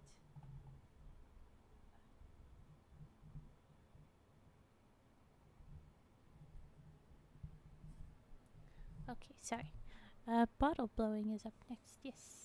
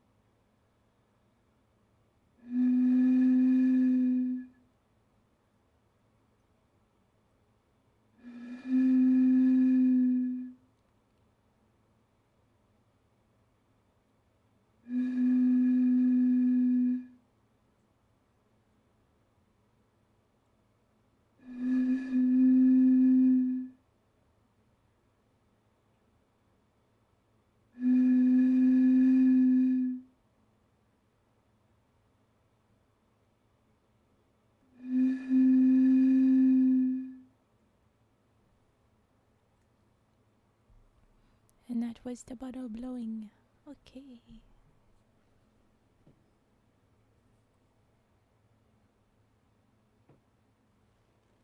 Ooh. Alright, it's just a supermarket in Texas. Okay, well. Is that implying that there's some threat to being in Texas? I can't fully disagree, but I do somewhat agree. Somewhat disagree. Any supermarket. It's not no threat. Okay. There. But that was our bottle blow. Oh, I never transitioned that so that you could see the things. So many times. I have my little tech. I have it all set up and I don't actually use it. Ha! But okay. Well, the next story is unforgettable. That's what you are. Unforgettable. I keep track. Just in case I have some anti-memes working on me, I try and keep track. My brain is pretty good at scrubbing something sometimes. But alright, there's that. And then I'm pretty sure there's just 2 more after this one. Yeah, that's it. Oh. Oh. What's this? Ah, okay. Good. What's this?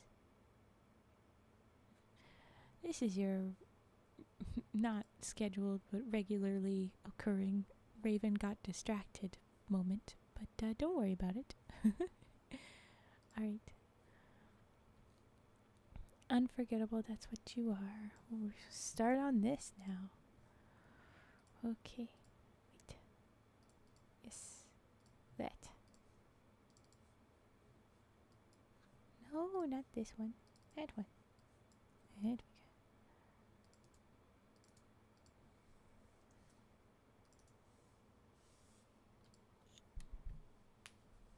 Okay, well that doesn't look as pretty. Hold on. Change it. There. Okay. Alright, here we go. Did you know hello? That's a very similar name to Death Noah.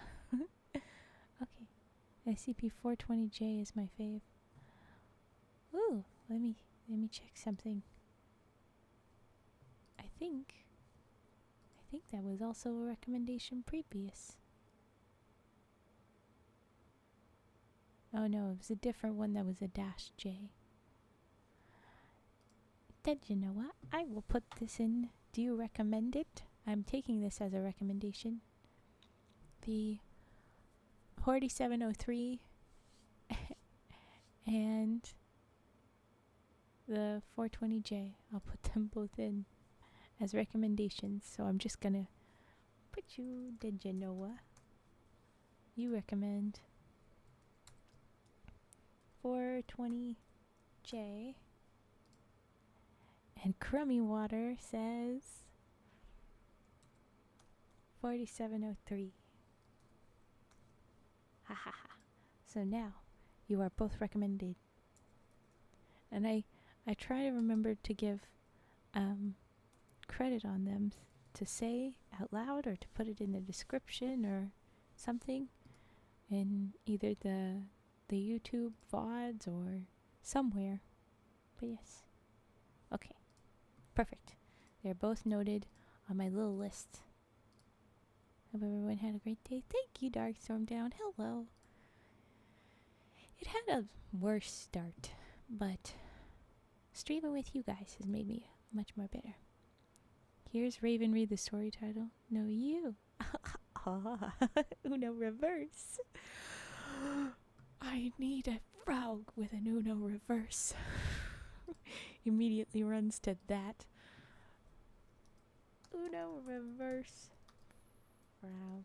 I feel like we should make an Emerald Lake friend for our frogs, like somebody else for our frogs to be hanging out with our emotes. but there's also just an endless options for Frau's, so I can't. No, you. Oh, that's cute.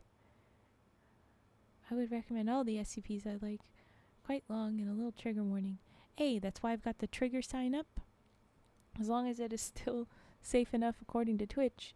And I will do the long reads. I'll just do breaks in between things here and there. But okay. Feel free. Join the Discord and give me suggestions.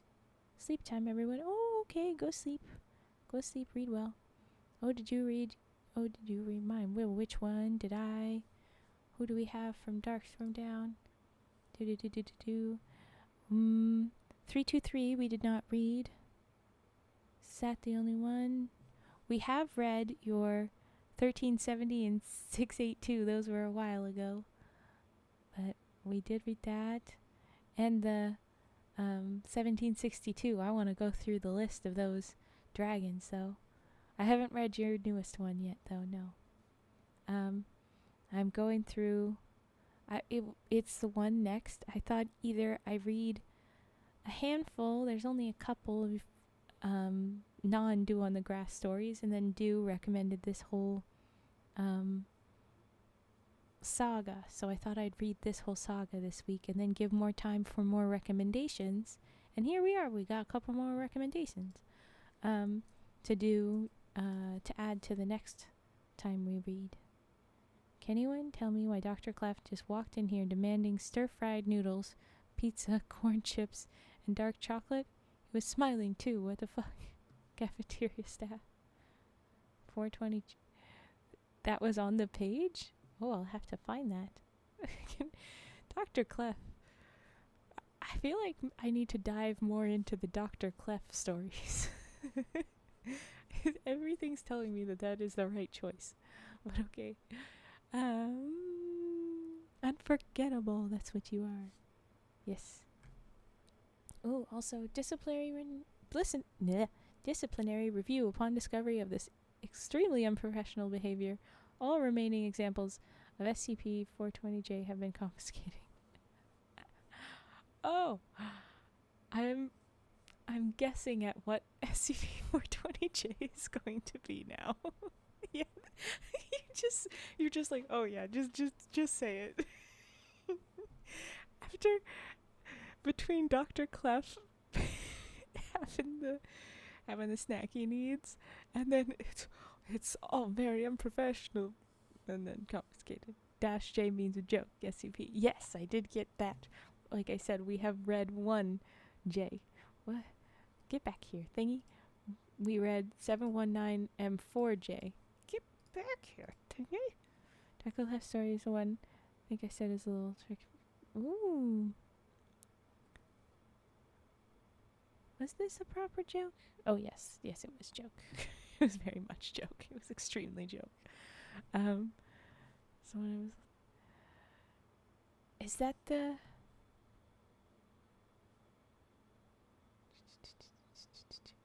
Again, you can go ahead and drop whatever the recommendations are.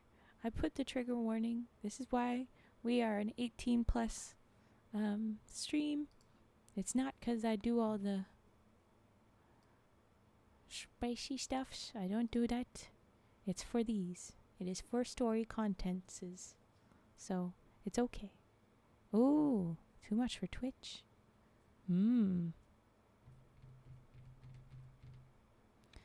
If we can come up with a way to say it without saying it, and give a more specific trigger warning, because that's an option on my Discord thing. If I ask for trigger warnings beforehand, we might be able to still do it. But okay, if you come up with something, I'll still do it. I'll still read it.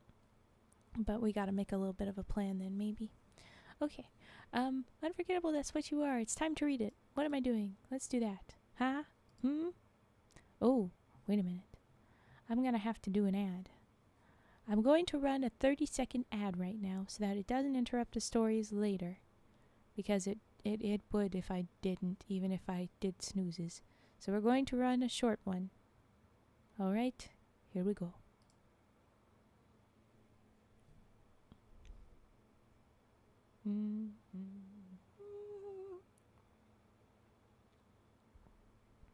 Actually, I got a good one. Tell. Because I think you probably are seeing Ed. 2085 is just cat girls. Do I want to subject myself to that? Oh. I'll put it on the list. But I'll give it a star. Cat girls.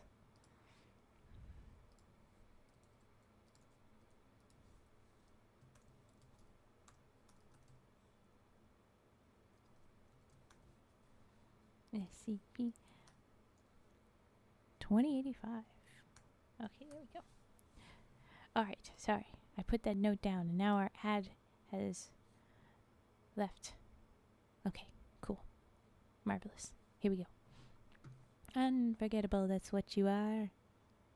L, it's finished. Lynn Marness is more than 90 years old and hasn't stood at his full height in 10. He was a tower of a man in his prime, 2 meters tall and built like a boxer. Nearly nobody he ever met was able to look him straight in the eye, and at least not and tell him no. Illness has gradually eaten away at all that over the years. He feels as if he lives at the bottom of a deep bath, everybody he ever meets looking down at him from slippery, unscalable walls, none of them able to reach down and help him. He spent his final months crumpled up in bed like a dying spider, changing to a corpse's color ahead of time. It might have been bearable if he'd lost his mind, but he remembers what he used to be, a leader, a powerhouse. He used to be able to alter the course of terrible events for the better, to get justice. He used to protect people. Oof. Elle, you can wake up now. But there's a warm wind through his thin, colorless hair, and there's direct sunlight coming down on him now. Sorry. I do a distract. I be a distract. Ah. Okay.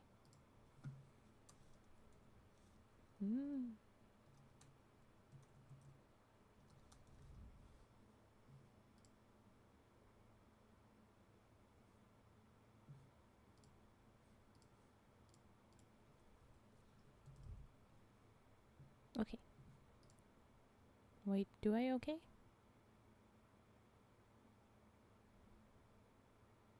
Yes. Okay.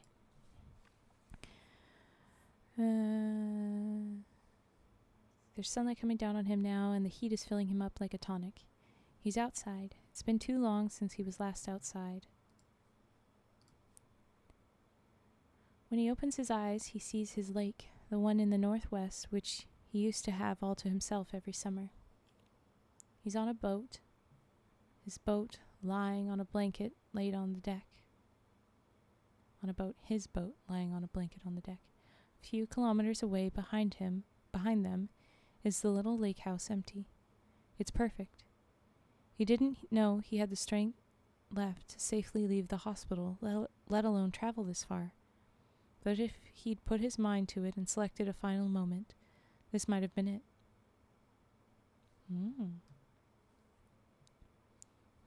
Do you remember me? Marness looks, with eyes which are strengthening. The woman speaking is seated on the deck beside him, attentive. She has a large plastic box full of medical supplies open in front of her, and a light suit jacket laid on the deck beside it. She has her sleeves rolled up so she can work. As he watches, she carefully disposes of a needle. Ooh. A dim memory surfaces and starts taking shape. The woman is twice as old now as when he knew her last, and visibly twice as confident. It would be difficult to forget her. He taught her everything everything he could remember at the time. He remembers her as a field agent. He remembers sending her through hell a fistful of times. Marion. Elle, the woman softly explains, you died. You died surrounded by a grieving family. They loved you very much, and they cried over you. The funeral for the fake is in a few days, but unfortunately you won't be able to see it yourself. You're dead now, and this is what comes next. Marion Hutchinson. Marnus feels gold spreading through his bones, miracle juice. It's Wheeler now, but she didn't correct him. When you retired from the Foundation, Elle, we did what we do to all of us who retire, what all of us agree to when we sign up. We gave you some medicine which made you forget. As you stepped out of the door for the last time, all the work you did for us, great work which saved lives, evaporated away, and your cover story sealed over those years became reality. Your cover story sealed over those years. You're missing some word there. Sealed over those years and became reality. Your cover story, that sealed over those years, became reality. That's why you've spent your whole retirement believing that you were former section chief at the FBI. It's what you wanted. It's what we wanted. It's what you agreed to. But you, alone, agreed to something else as well. And you must be starting to remember now what that something else was. I've injected you with a serum which throws the human aging process into hard reverse, and it affects everything. Organs, tissues, memories. You'll be coming up on it soon, remember? Yes, Marnus croaks, remembering, dizzy. You signed over your last 12 hours to us. You asked for a full and happy and well-deserved retirement, but now, for the last day, you work for us again, because of one particular job. I have it in writing here, you see. Do you recognize your signature and mine? I witnessed. Yes. Do you remember who you are? Dr. Lynn Patrick Marnus, of the Foundation, he says. Anti-Memetics Division founder. The original. Wheeler smiles with relief. It's good to see him again. We need some memories from you, she explains. Memories which nobody else in the world has access to, and which are buried so deeply that we can't extract them without killing you. So this afternoon, that's what we are going to do. We're going to extract those memories, and once we're done, you'll be dead. Marnus has already begun to regress to the time when he himself set this wheel in motion. He remembers very clearly discovering the mystery in his own head, the blank spots which he couldn't explain, and couldn't safely access with any kind of chemical or physical technique. He remembers deferring the mystery until now. What happened in 1976, Wheeler asks. A break. And then back, Marnus sits up. His skin is beginning to clear and his breathing is improving. He feels as if his brain is cleaved in two by a wormhole, such that his eyes are focusing on different time periods. In his right eye, he sees the lake and the boat he's dying on. In his left, he sees a collage of electrifyingly familiar past faces and places. Bart Hughes with his grin and thick glasses and baby face, looking like some kid dressed up as a Foundation researcher. The original Site 48 crew, great text but a hopeless excuse for a softball team. Young Marion with still strong nerves and a mind like a laser, suits and lab coats and MTF operatives, and everywhere paperwork and floods of serial numbers. He starts to speak. 1976 was the year he founded the division. He brainstormed the whole thing in one legendary week, hammering out the science and then distilling the first chemical nestic with the help of a hand-picked trio of assistants. The first anti-memetics researchers. No anti-memetic SCPs had even been observed to that point. The entire operation was a shot in the dark, and yet the team immediately struck gold. Passive black holes of information, active predatory infovores, unrememberable worms which covered the human skin like dust mites. Contagious bad news, self-sealing secrets, living murders, Chinatowns. Wheeler wonders if there might be something more serious awry with Marnus's head. His version of events is hopelessly romantic. In Wheeler's experience, nobody looks back on Foundation work fondly.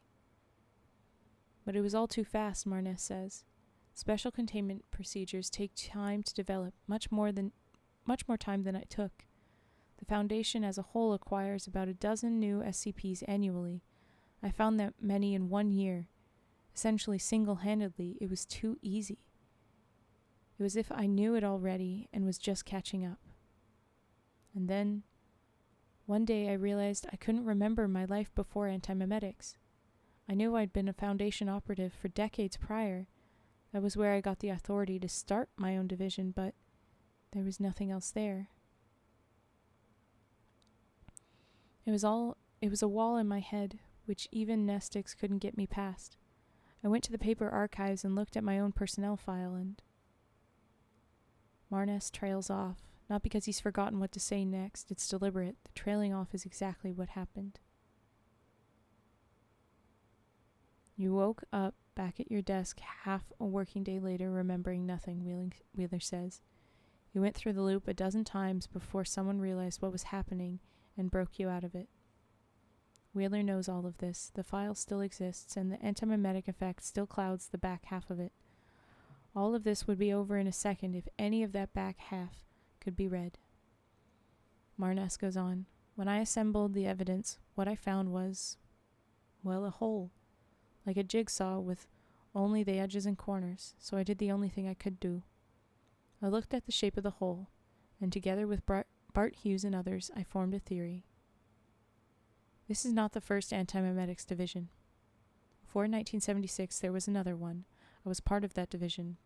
Possibly, I led it. Certainly, I am the only known survivor of it. Something happened to that team. Some antimemetic force chewed up and swallowed the idea of the antimemetics division itself. I was let off lightly. I lived. The rest of those people, whoever they were, however many of them there were, are missing without trace. Wheeler nods. This much we know already. I was there when you wrote the note, remember? The question is known. It's the answer that we can't get to without killing you. It's the answer that we've waited all these years to get at. I'm here to ask you what happened. Marnus covers his right eye and grimaces. Trying, he fails. It's not there. You haven't sent me back far enough. There's still that wall there in my head. I remember why the question exists, but I don't remember the answer. I need more. Wheeler swabs his arm and gives him another 10 years. There's a footnote here. Excerpt from document 1800-47-109-L4799-098.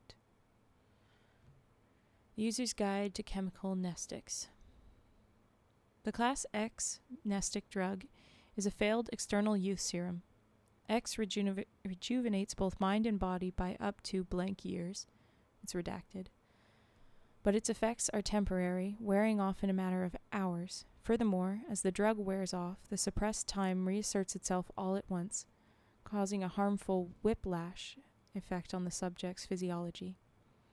X can rejuvenate an individual safely by up to 30 days, but with stronger dosage, the whiplash effect becomes dangerous, and past a threshold of 16 to 18 months, it is fatal in all known subjects. X's restorative effect on the human memory is essentially a side effect of all this. However, this side effect is so useful that it has become the drug's main practical purpose. The Antimemetics Division uses small doses of X to temporarily sharpen or restore memories from the recent past. This aids Foundation operatives in the accurate recall of incidents involving memory-corrupting entities. And then there's a break in the story, a star again, and comes back. Marnus seems like another man once the second X dose takes effect. Wrinkles are sliding back up into his face, muscle mass is returning to his limbs, but it takes Wheeler a second to realize the real reason why. She's just booted him back across the field/desk agent transition. Marness has regressed a little way past senior management, the realm where most problems were solved by saying the correct words, and into a time where he survived through physical fitness, situational alertness, and hands-on experience. Marness gets to his feet for the first time in years. He scans his surroundings, examining the placid golden lake in the sky and the boat itself. He doesn't sit down again. He smooths down his hospital gown, wishing he had a sweater and, separately, some fishing gear. He brushes a hand through new, old hair. His sideburns are back. We weren't Foundation at first, he says. The 1st Amnestics Division was a U.S. Army project. It ran parallel with Manhattan during World War II. We called ourselves the Unthinkables. It began as an experiment in advanced propaganda. The objective was to cut through the physical conflict and find a way to rupture the ideological machine, to obliterate the idea of Nazism. After 2 years, enough theory had been developed that the task had been reduced to an engineering problem. Another 2 years, and the engineering problem had been reduced as well, and what we had built was a very special kind of bomb.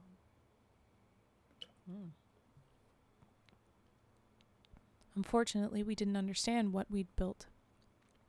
Back then, we didn't have the nestics or the shielding that we could use to protect ourselves. We didn't understand how far ahead you need to think when you're working with this kind of technology. We got looped. It was textbook. We built the unthinkable bomb and test detonated it, and it worked perfectly. The bomb destroyed itself and erased its own successful detonation and flattened all the knowledge which had gone together to build it. We forgot that we had ever built the bomb at all and started over. To our credit, we realized pretty quickly what must have happened. There was a 4-year gap in our progress now, and there was no other way to explain it. But by the time we put the pieces together the second time, the war was almost over. The Nazis had been defeated by conventional means, and the Japanese had broken by the first atomic bombings. So we completed the second antimemetic bomb, and after that we sat on it. Marion Wheeler is silent for a long moment. The U.S. Army, she says doubtfully, was secretly developing antimemetic weaponry as early as the 1940s. We sure were, Marna says, with more than a hint of pride. Of course, there is no one in the whole world who could back this up. That's right, Marna says, flashing a smile he hasn't flashed in decades. You only have my word for it. Cute, huh? Still, this is why you resurrected me, isn't it? For the sake of one more good war story. God, I miss shop talk. I resurrected you because I want a very specific question answered, Wheeler says, although I can see that, in a way, you've already answered it. This bomb was the means, wasn't it?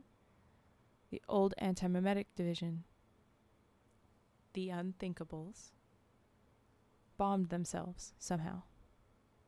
That's right, Marna says. From context, Wheeler goes on, I assume that they knew what they were doing that time. I assume it was not an accident. It was not, Marness says. There's another break, another star. We're like halfway through this one, so this is a longer one, I'm realizing only now. Ooh. Okay. And it comes back. The displaced half of Marnus's brain is anchored in the 70s now, so the true history of the new original Unthinkables is an open book to him, and he reads. After the war, the second bomb collected dust for years. We began sketching improved designs for a third bomb, but around that time, oversight was starting to flicker out. We completed our research and production objectives, and were given no further objectives. Funding became shaky, and we couldn't figure out why. It wasn't entirely clear that the project overseers knew what we were doing, or even that they remembered we existed. It was a side effect from the research, of course, one we had no way of managing at the time. In 1951, A cult movement began in Ojai, California. It was wrong. Everything about it was just wrong. In a matter of days, it was a national phenomenon and still growing. It was all over the news. To spread that far in months would have been credible, but days was simply impossible. We in the team could see that the philosophy behind this cult was unnaturally contagious. It was the opposite of unthinkable. It was unforgettable. We knew that this was what our bomb was designed for. We prompted the overseers for direction, but there were no orders. At that time, the outbreak began. We were a U.S. Army laboratory through and through. 8 days into the crisis, the Foundation acquired, in brackets, us. All the classified research, all the material resources, and all the compliant top staff, including me. Anybody who wouldn't comply was mind-wiped and sent back to the Army. 24 hours after the acquisition, we deployed the second bomb, and the cult was gone. Nobody remembered it. Nobody remembered being part of it. 0 loss of life. A completely clean detonation. After that is when everything really kicked off. Once we started working for the Foundation, the pace of research ramped up. Every new technological advancement uncovered new hidden SCPs. I passed the Foundation field exams and went out catching ghosts. My life turned into the Twilight Zone. Marnus blinks hard. He covers one of his eyes, then the other. I remember all these different people now, he says. Hello, Snowy Dazer. I remember all these different people now, he says. Feels like a memory is in stereo. Almost every anti-memetic SCP we caught before the wipe in 76, we caught again soon after the wipe. That means I remember 2 acquisition logs for each one. I remember 2 anti-memetic teams, and I don't remember who belongs on which side of the wall. Do you remember Goldie Yarrow, the neurologist? Studied the mechanism of anomalously accelerated memory loss, wrote a library on the subject. Wheeler doesn't. Dr. Ojobiru? Julie Still? Elle, this is important. Are you at the right place in your own timeline to remember what happened yet? Marnus focuses, and he discovers that he is. Something changes in his eyes as he stops reminiscing. He speaks more slowly now, his voice dropping almost to a whisper. There is an SCP which your division has never seen. The SCP which my division couldn't contain. The escapee. This is what you wanted, isn't it, Marion? Yes, she says, this is the data I'm killing you for. She leaves a gap where, if she felt there was anything to apologize, she would apologize. Marnus locks eyes with hers. It was eating my division alive. It came at us so hard and so fast that the only way we could stop it was to self-destruct. But we had no site nuke, and in retrospect, it is obvious to me now that this was because the SCP had consumed our site nuke first of all. If you know it exists, it knows you exist. The more you know about it, the more it knows about you. If you can see it, it can see you. And you can see it. You've been looking right at it all afternoon. Wheeler is suddenly acutely aware of her surroundings. There are only 2 of them on the boat. The boat is anchored more than a kilometer from any of the lake shores. She hasn't brought any backup with her. There is a radioactive prickling in her brain. She doesn't... Red flag. Why didn't I bring any backup with me? That doesn't make sense. There should be a team at the lake house. There should be an MTF operative and a medic here on the boat with me, and a second boat, at minimum. Am I alone out here? Why did I do that? She pulls her gun, but doesn't aim it at Marnus yet. Where is it? Is it in you? Marnus's voice is becoming urgent. He covers both of his eyes again. Destroying all knowledge of it was the only way to destroy it, and restoring my memories was a foolproof way to bring it back. It's in his eyes, most likely his left eye. Wheeler backs up to the other side of the boat, draws a bead on the center of Marnus's head and says, "Elle, are you still in there?" "There is a way to fix this," Marnus hisses, dropping to his knees. He keeps his eyes screwed up and gropes his way forward blindly, on his hands and knees. "Elle, you need to tell me what this thing is." "That's the opposite of what we need to do," Marnus says. "You need to set another bomb off." "We don't have that bomb. We lost that technology," Wheeler begins. "You've always had it. There's an engineering lab site in 41. You know it. An underground complex the size of a football field, in pristine condition and totally disused. Why? Think about it. That's where your bomb's installed." "But that just sets us back to square one if I set the bomb off," Wheeler says, knowing full well that she is thousands of kilometers from it and can't hope to reach it in time anyway. "How do we contain this thing?" "We won't," Marnus shouts. "We can't, ever. Don't you get it? The whole division is looped. We start the division, we run headlong into this thing, and either it eats us or we wipe ourselves out in self-preservation.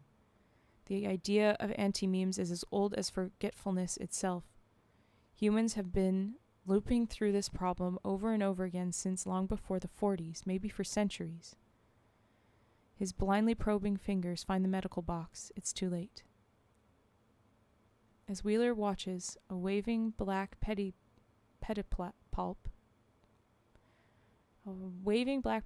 coated in dark hairs forces its way out through Marnus's left eye. Marnus screams. Still on his knees, he grasps the pedipalp with both hands and tries to break it up, but it's solid, as if it has bones inside it. "What is it?" Wheeler shouts at him. "That can't be the whole story. Where's it from? What does it want? Can it reason? Can it speak?" "Help!" A second spider leg, significantly longer and spindlier, slides out of Marnus's trachea, ruining his throat and voice box and producing a gout of blood. He gurgles. A third leg shoots from his abdomen like a spear. Wheeler shoots Marnus in the head. Marnus falls forward limp, then rises back up, lifted by the 3 spider appendages, as if he is a puppet being controlled by something gigantic and invisible. His arms raise, as if suspended by wires. Wheeler squints. She fires 4 more shots over Marnus's head, at the likely body mass of the invisible puppeteer, and fires the rest of her clip almost directly into the sky. The whole boat vibrates along with the surface of the lake, as if responding to infrasound or localized earthquake. Then the boat shudders violently and starts to lift out of the water, raised by more unseen appendages. Wheeler holsters her gun and goes for the medical box herself, pulling it away from Marnus's floating feet. There's a compartment with Class B amnestic, the fast-acting stuff in serum form. She does a hurried burst of mental arithmetic, measures out the correct dosage in a syringe, and hand-shaking plunges it into a wrist vein. The boat is still rising. Whatever the monster is, it's colossally tall, or maybe it flies. She is, of course, already dosed up to the eyeballs with amnestic drugs. Otherwise, she wouldn't have been able to perceive any of this. Foundation medical literature warns in the strongest possible terms against putting both kinds of drug into the same brain. Best case scenario, this ends with her in the hospital. They're 30 meters up into the air now, 10 stories. There's a stabbing pain developing in her left eye. She kicks her shoes off and throws the gun away. She goes to the edge and contemplates the drop for a disbelieving second. She jumps. It takes 2 heart-stopping seconds of free fall for her to hit the water. The chilled hammer blow of the impact is enough to blank her mind out. By the time she surfaces, she doesn't remember where she fell from or why, and likewise the skyscraper-sized being which claimed Marnus and the boat has forgotten about her. "What the hell?" she grasps, treading water. "What the hell? Where the hell?" There's nothing above her, no explanation. Only the symptoms of the drug cocktail give her any indication of what has just happened. A sensation like hundreds of tiny lumps of hot solder in her brain, and pain and exhaustion spreading to all her tendons. She wants to die. "Swim," says part of her. "Get to the shore first, then you can die." There's a break in a star, and a comes back at. The extraction team finds her around dusk, unconscious on the lake shore. They stabilize her in the helicopter, then take her to Site 41 for examination and to have her system flushed. She spends a solid 8 days at home, detoxifying. No nestics, no amnestics. No exposure to dangerous memory-corrupting SCPs. Ooh, but what about her pet? That we learned about the last story. No work visitors. No work, the doctor also tells her pointlessly. It isn't anywhere near the first missing event in Wheeler's life, nor is she the first person in the antimemetic staff to have such an experience. But the sensation is no less disturbing for its familiarity. As per procedure, she writes a report summarizing everything she can remember. The gap in her memory is about 13 hours. Then she adds to her report the extensive, complex map of missing time, which the whole division maintains collectively. It is a map of holes, and the map is becoming large enough that very faint patterns are gradually forming. The outline of an enemy is becoming visible, or perhaps a group of enemies. When she quizzes the extraction team later, none of them remember who activated the emergency beacon which summoned them. In fact, the beacon itself cut out long before they landed at the lake. Wheeler compares the current size of her division with her best estimate of what it should be. Maybe she needs a few more key people here and there, so, assuming the division was fully staffed before the event, maybe those empty roles are the people who died this time around. Maybe one of them activated the beacon. A commendable act by someone now only known to exist because of that single act. It's weeks later still that Wheeler discovers the largest new hole in her memory. Who founded the division? When? And this is technically the end of the story, but then it's the footnote, a reminder of the Class X nestic drug that we had read earlier. But that's the end of that one. Ooh, the next one is Case of Colorless Green, and it's quite a while. And then it's Your Last First Day, about as long as well. And I had said that I would read them both tonight, even though we have only half an hour left. So I will probably be here till 2:30, I would guess, instead of 2. But I'm going to do it. So I guess this is the deal here. Do we have any redeems? And if so, can we make them speedy? Because I am fairly certain I will be here late to make sure that I finish this. Now quickly update a couple things. We had another spin-off there. There was a quick spin-off section in that story. There was an underlined piece that was a link to another SCP. So I plucked that out. And I see we have SCP-5281 recommended by brother to add to the list. And 2598. That's the one I haven't put in at all. There we go. 2958 from Darkstorm down. Ah! It's not my rats! It's my rats! Hello, rats. Hello again, all of you. Hello. Hi, bye. Hello, everybody. A special little raid from Vi bubble has popped up. Hellos. Hellos. It's time to give them cheese. Everybody find the cheese. There is a cheese that we can send to them. Stanky cheese. There you go. I give you cheese. For hearts long lost and full of fright, for those alone in blackest night. Wait, stop. Accept our snacks and join our Wait, stop moving. Join our fight. Love conquers all with Violet's light. Oh, they're so cute. Hey, Turtle Boy. Subscribe for 3 months in a row. Thank you. Your 3 month, you get your little 3 month little duty. He's sitting. Present your cheese. The rat colony is greeted with the multitasking mod. Yes. Hide your cheese, hide your wives from Becky. It's cute. But hellos. We are reading SCPs right now. We're actually reading specifically a series, a saga that was recommended from my brain. DewOnTheGrass. Hello, we made s'mores and colored cute rats. That sounds awesome. How's my night going? It's going all right, actually. We, like I said, was reading the saga that DewOnTheGrass recommended. It's the Marion Wheeler saga with the SCP Foundation.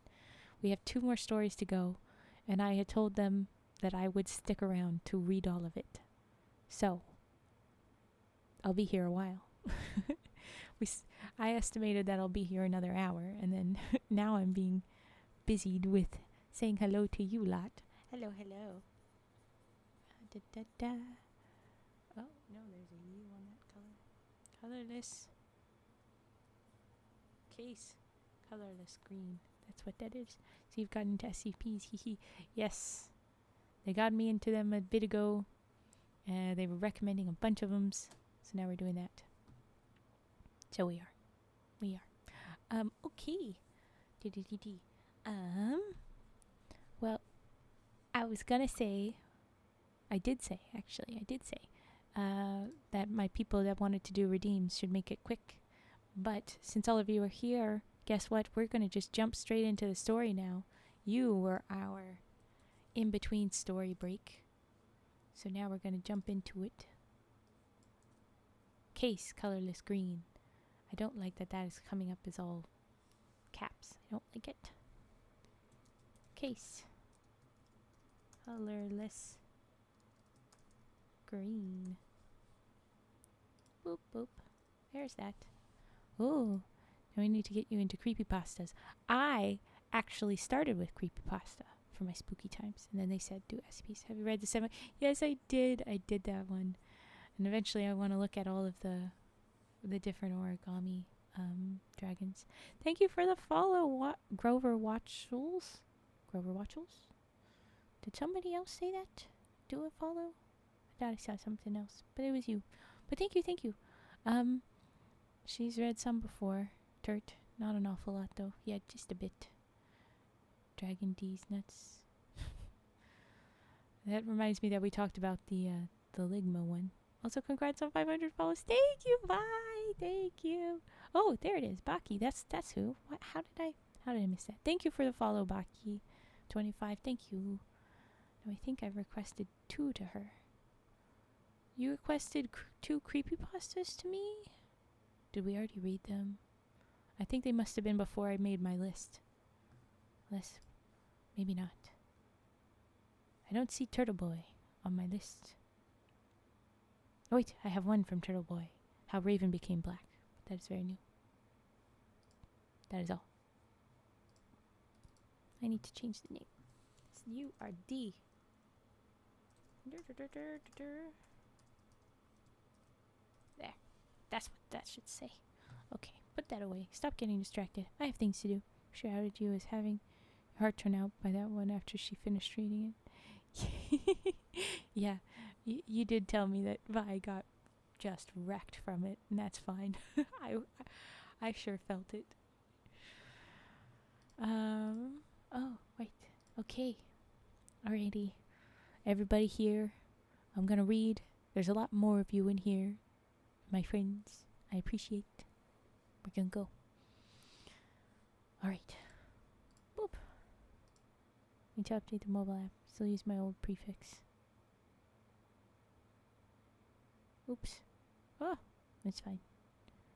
One of your first Spoopy reading, I did the rats one. Yes. Yes, you did. And we read it. And it was good. It was a good one. Okay. I think I did credit you on the YouTube bit. Raven Black. Yeah, it's not. But I was just looking through my recommendation list. I was like, yeah, I don't see your name. But yes. Okay. Focus. Focusing, Raven. Oh, all right. Case colorless green.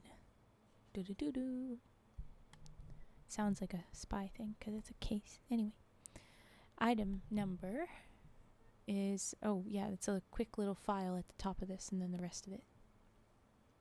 Item number SCP-3125, Object Class Keter. Special Containment Procedures. SCP-3125 is kept inside Cognitohazard Containment Unit 3125 on the first floor of Site 41. This containment unit is a 10 meters by 15 meters by 3 meters cuboidal room clad in layers of lead, soundproofing, and telepathic shielding. Access is through an airlock system at one end of the containment unit. This airlock is programmed to allow only one person to enter the containment unit at a time and to remain locked until this person exits before allowing another person to enter. Ooh, so there's got to be someone in there at all times. Under no circumstances may any coherent information be allowed to leave the containment unit. No coherent information? Ooh. This includes written and electronic notes, photographs, audio and video recordings, sound, electromagnetic and particle-based signals, and psi emanations. My brain. PSI emanations. During this exit cycle, a purge system rigged to the airlock flushes the occupant's memory by flooding the airlock with amnestic gas for 3 minutes. A senior Antimemetics Division staff member must visit SCP-3125 every 6 weeks, 42 days. 42, the answer to everything. And then it says, end of file. Under this, our story begins up again. You're kidding me, that's the whole entry? Someone says. That's the whole entry, Wheeler says. It isn't even the 50th strangest thing Paul Kim has seen in the database. Hey, it's our dude. Okay. But still. No description, no acquisition report, no test log, no addenda. No clue who built the unit or when or how many times it's been visited or who carried out the previous visits or what they took in with them or how long they were in there? He asks, I guess.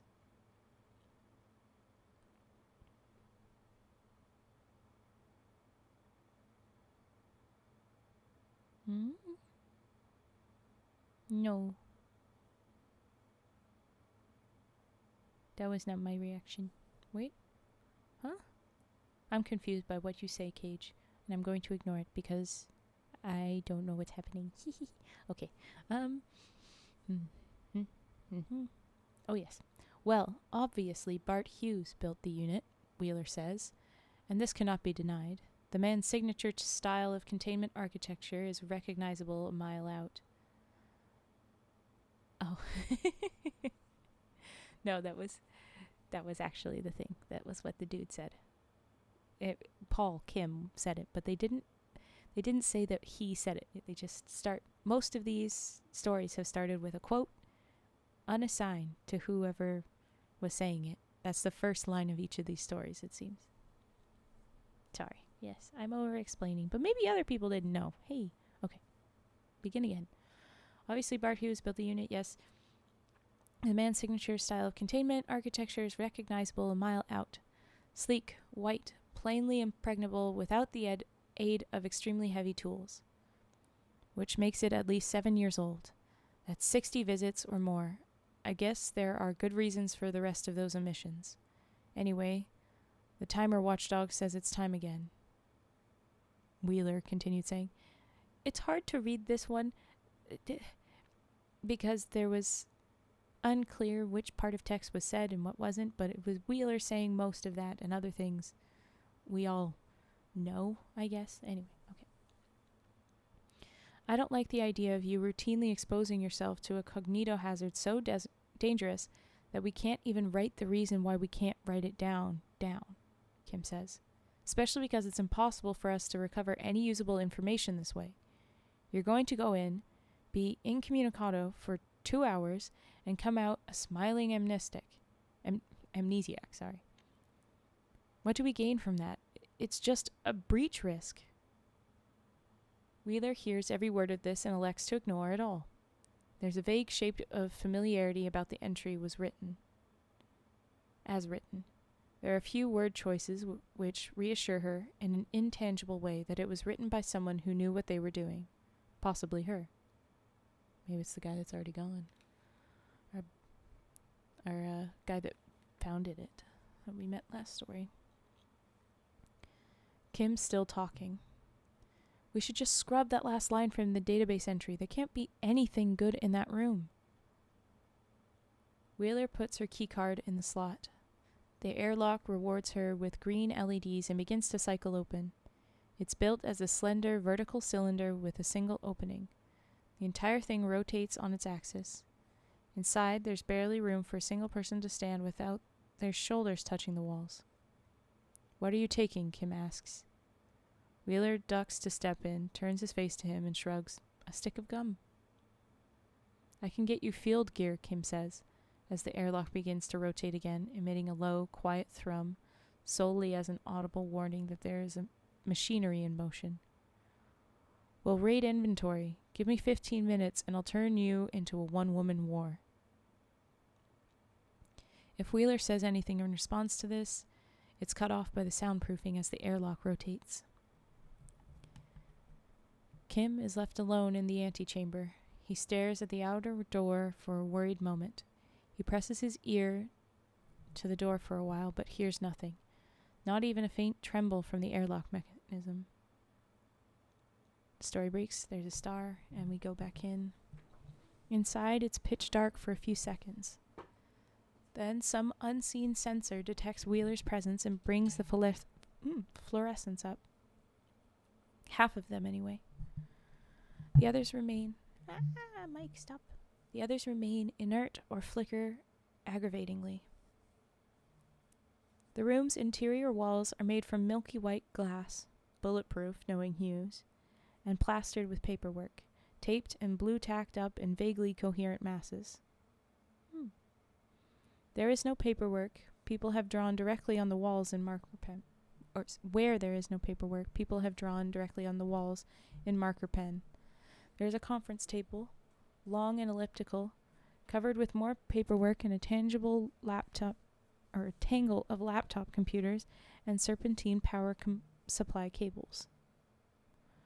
Power has returned to the machines and they are slowly booting. A data projector warms up and shines a map of the world over the far wall, almost lining up with a network of scribbled annotations on the same wall. Post-it notes of all colors litter the carpet like autumn leaves. Other than that, the room is empty. Skimming the paperwork, Wheeler discovers that nearly all of it is handwritten, and most of it charts the progress of conversations. Most of the entries are dated and signed, and most of the dates are weeks apart. The conversations are panicked and fearful back and forths about dozens of SCPs, some of them antimemetic in nature, but none of them obviously related to one another. None of the notes mention SCP-3125. The only name Wheeler recognizes is her own, which appears on 1 in 10 or 20 of the notes. The notes seem authentic and the handwriting is hers, but her notes also seem as desperate and uncertain in tone as everybody else's. This unnerves her. There are diagrams on the walls too, which are too complex to decode at a glance, but complex enough to make her eyes hurt to look at them. Still lost for a logical entry point into the data, Wheeler curses all of her predecessors, asynchronous research, whereby the research topic is forgotten entirely between iterations and rediscovered over and over, is perfectly standard practice in the Antimemetics Division, and her people ought to be better trained than this. There should be an obvious single document to read first which makes sense of the rest, a primer, and then it's interrupted. Marion, it's me. Wheeler recognizes the voice as her own. She moves around the table until she finds the laptop making the noise. There's a video playing, apparently recorded on the laptop's own camera in this room. The Marion Wheeler in the video is seated and looks unfamiliar in a way which takes the one watching a moment to put her finger on. Not exhausted, not sick, not physically injured. She's seen her that way before in the mirror. The woman's willpower is gone. She's beaten. You've guessed already that SCP-3125 is not in this room, she says. In fact, this is the only room in the world where SCP-3125 is not present. It's called inverted containment. SCP-3125 pervades all of reality except for volumes which have been specifically shielded from its influence. This is it. This is our only safe harbor. This room represents the length and breadth of the war. Every competent antimemetics research project finds 3125's fingerprints sooner or later. It manifests all over the world, in thousands of different forms. Most of them aren't even anomalous. Some of them we already have cataloged separately in the main database. A very small number of them are even in containment. Impossibly virulent cults? It's just mean they're highly viral. Broken arithmetic. Invisible spiders as tall as skyscrapers. People born with extra organs which nobody can see. That's the raw data. Those manifestations are troublesome enough to deal with in their own right. And it trails off. The Wheeler in the video casts around, picks up a bright green felt-tip pen and a blank piece of paper. She begins drawing a shape which isn't visible in the camera's perspective while talking. But once you get a little further down the road, she's talking again, when you get a little further down the road, you start to see a pattern emerging in the data. You need to have the training in memetic science, but once you have that training, and you have the data in front of you, it only takes a little extra effort to arrange those data points in conceptual space and draw a contour through them. Those data points are points on SCP-3125's hull. Those manifestations are the shadows it casts on our reality. You link 4 or 5 different SCPs together into a single shape and you see it. And it sees you. She's still drawing. It's detailed. She doesn't look up. And her tone of voice is distant, almost as if she's narrating the tail end of a frightening children's story. Sorry, she's about to pick back up. When that happens, when you make eye contact, it kills you. It kills you and it kills anybody who thinks like you. Physical distance doesn't matter. It's about mental proximity. Anybody with the same ideas, anybody in the same headspace, it kills your collaborators, your whole research team. It kills your parents, it kills your children. You become absent humans, human-shaped shells surrounding holes in reality, and when it's done, your project is a hole in the ground. And nobody knows what SCP-3125 is anymore. It is a black hole in antimemetic science, consuming unwary researchers and yielding no information, only detectable through indirect observation. A true description of what SCP-3125 is, or even an allusion to what it is, constitutes a containment breach and a lethal indirect cognitohazard. Do you see? It's a defense mechanism. This information-swallowing behavior is just the outer layer, the poison coating. It protects the entity from discovery while it infests our reality. And as years pass, the manifestations will continue, growing denser and knitting together until the whole world is drowning in them. And everybody will be screaming, "Why did nobody realize what was happening?" And nobody will answer because everybody who realized was killed by this system. Do you see it, Marion? See it now. Wheeler is at the core of Foundation antimemetic science. She had all the raw data readily accessible. There are extensive written calculations on the walls, but she doesn't need to read them. She can do them in her head. All it took was that slightest push, that slightest suggestion. Staring through the laptop screen, eyes wide and defocused, she understands how it all links together.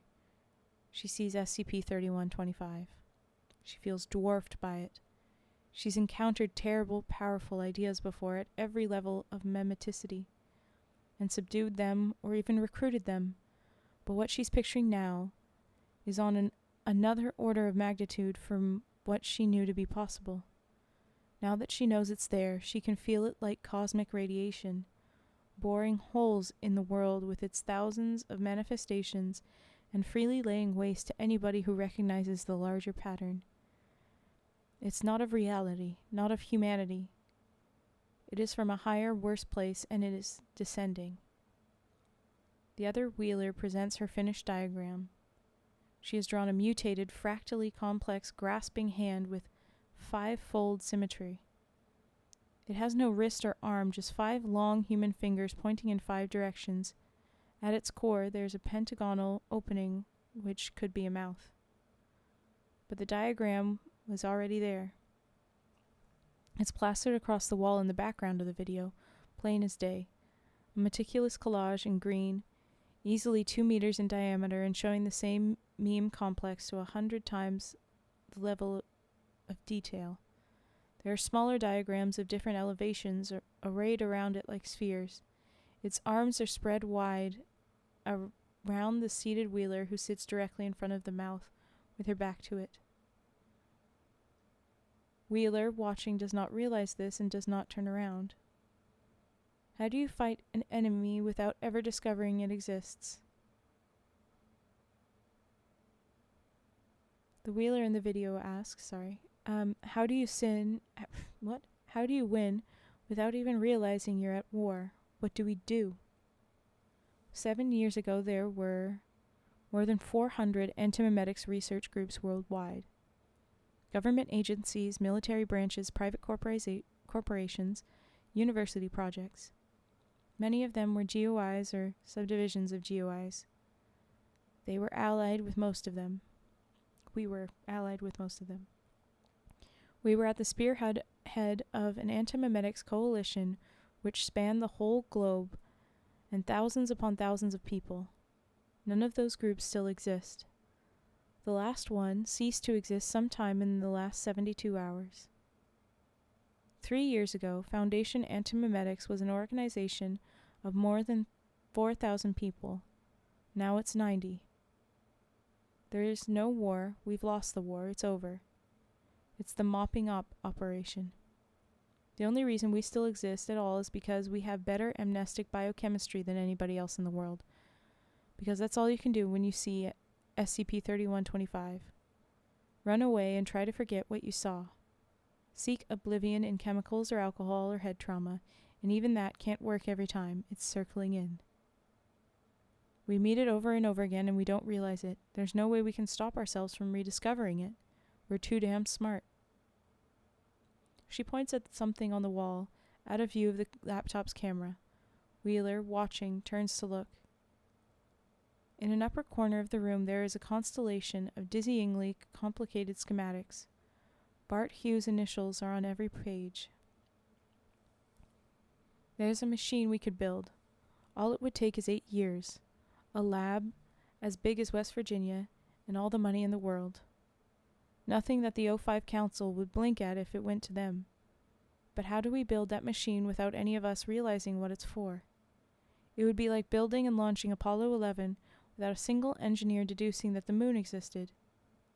The logistics would be insane, but the secrecy would be well past impossible. Someone would start asking questions, and then it would be over. So what do we do? Find another way, Wheeler says to the unhearing recording. The fatalistic tone of voice makes her angry. What the hell is wrong with you? And then the video her picks up, I guess. I could tell everybody to walk away. I could send a little message to myself saying there's danger down this road. You should disband the Antimemetics Division and pursue other projects.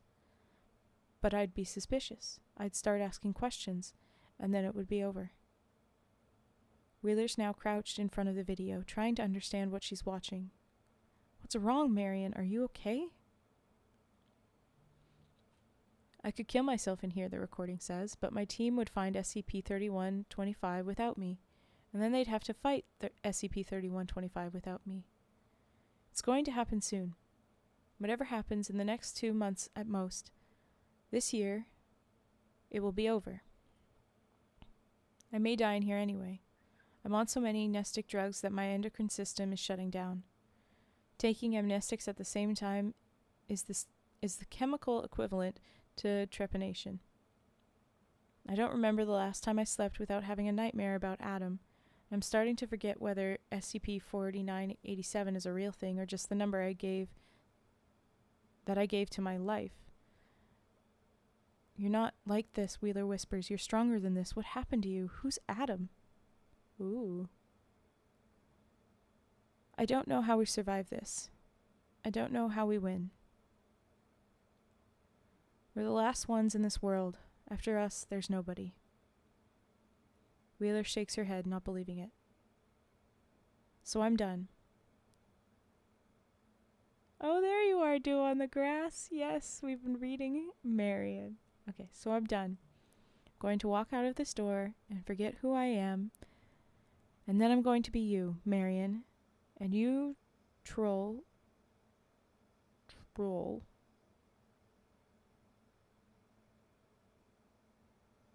I don't know that word. TRWOLL. I'm not entirely sure how I'd even say it. I think troll? I have to figure a way out of this because I can't. Honestly, I don't know if that is a word. She gets up and moves off screen. She can be heard breathing deeply. Ooh. Oh. It's because it's not. She's slurring. Gets up, moves off screen. She can be heard breathing deeply. Her speech is starting to distort. God, my eyes hurt. I think it's starting inside. There's the sound of a door opening, and then a piercing pulse of sound and light which terminates the recording. And then a break in the story, a star, and it picks up again. Wheeler stares at the dark screen for a long minute.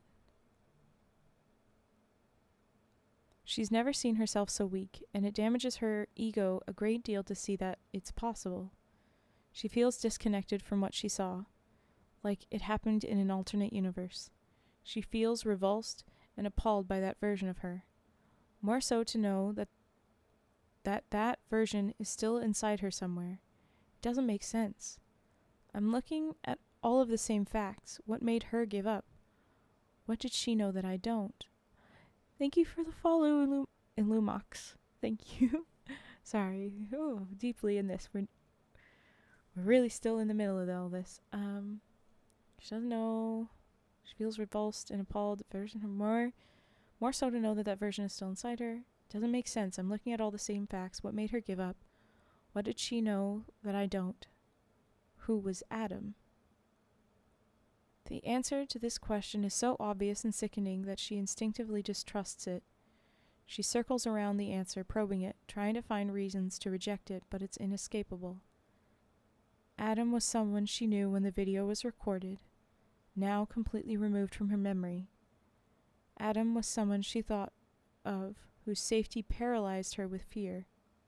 Someone in the same headspace. Someone she couldn't bear to lose, and then she lost. Oh. Well, thank you for the follow now, brother. Thank you. But what if? And then the next paragraph is in brackets. But how'd the room get built in the first place? Anybody's guess. Wheeler imagines Hughes building it as a proof of concept, followed by a cascading series of lucky chances which led to it becoming the war room. Someone discovered SCP-3125 at random, while sealed in the room. They wrote notes to themselves, which set up the skeletal external SCP database entry and the containment procedures. Most of the paperwork and computer hardware was left behind by later visitors. It could have happened. Thank you for the follow, Anders. You. Thank you. But what if there's another room?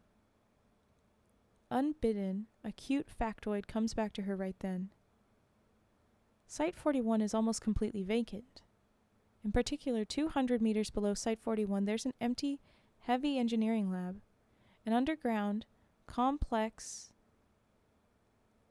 the size of a hockey stadium, self-contained, in pristine condition, totally disused, sealed up, original purpose forgotten. Buenas noches. Nobody has entered it in living memory, but who knows how many decades back by a dead generation of antimemeticists. What if that's where we built our weapon? Do I really believe I'm that smart? That my team and I had that much foresight, that we got that lucky? She turns to look at the airlock, running the numbers in her head. Antimemetics division staff, other than me, 38. 42 days until the next iteration. That's past the end of the year, it'll be too late. If I leave this room now, I will never be back. The plan I have now is the best plan there's ever going to be. We're the last ones in the world. After us, there's nobody. 42 days until the next iteration. 42, she has to come back. To my medic staff, there's only 38 of them. Ooh. Okay. And then a break in the story, and it picks up again.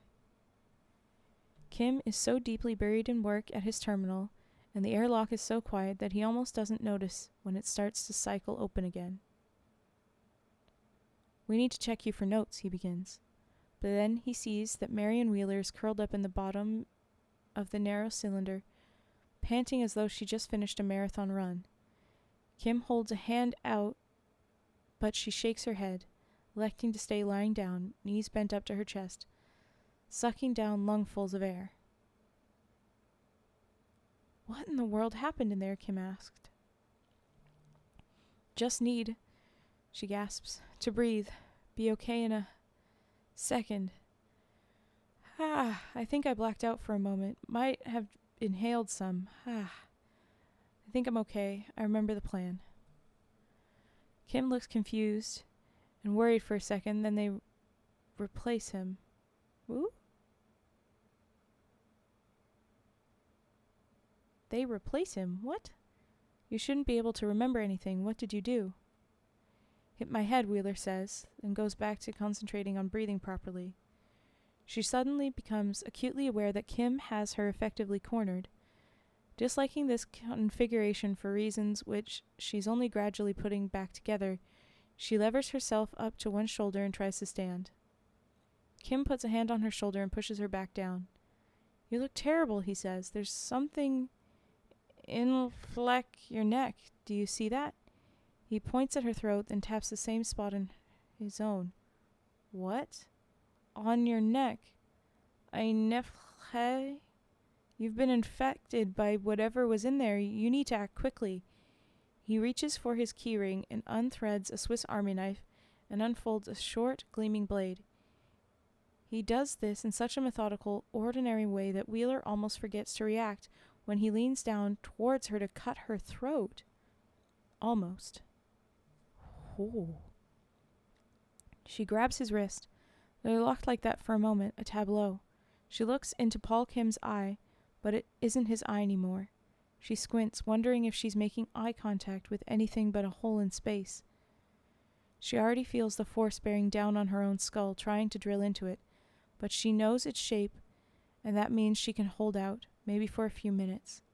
She had hoped, prayed that Kim would not succumb so quickly, and in a crazed little way she'd thought there would be at least a sign, a theatrical doubling over as his mind was wrenched out of its socket. It looks like... Kim's wrist spasms as he tries to lunge with the knife. Wheeler parries, and its tip glances off the airlock interior wall with a screech. They scuffle for an awkward second, then she boots Kim in the stomach with both feet, sending him sprawling in the antechamber. She launches out of the airlock, dives over him, and sprints away from the containment unit. She feels SCP-3125 following her as she runs, like a spotlight. She hears a crash in another part of the site, as the first piece of ceiling caves in. The end. And then it's concluded in your last first day. So we're just near the end here. And this time we had a list of previous stories. And I haven't actually looked at both of those. I have to go looking back at each of the spin-offs that I have to do. But that was Case Colorless Green. So, wow. And now we are after 2 a.m. I knew.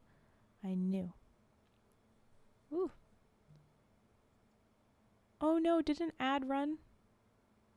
I didn't notice. Did an ad run in the middle of my story? I'm sorry, people that had to deal with that.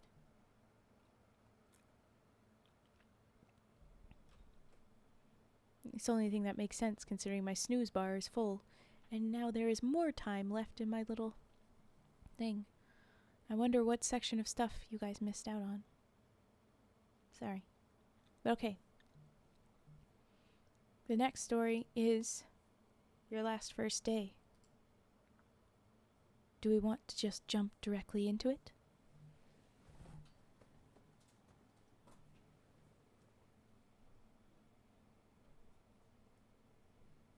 I will hydrate and stretch in the meantime. Yes, Kim is gone. Ooh, page ruffling. Killer Cam 201. I will do that then.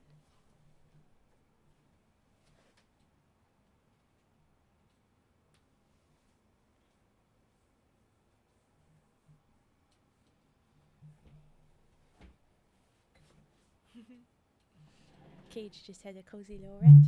Oh, sorry. Noisy frickin' mic. Don't know why.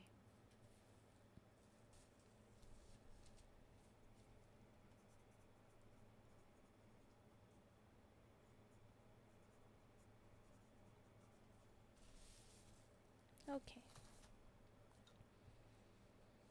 Let's do a trigger. Let's go.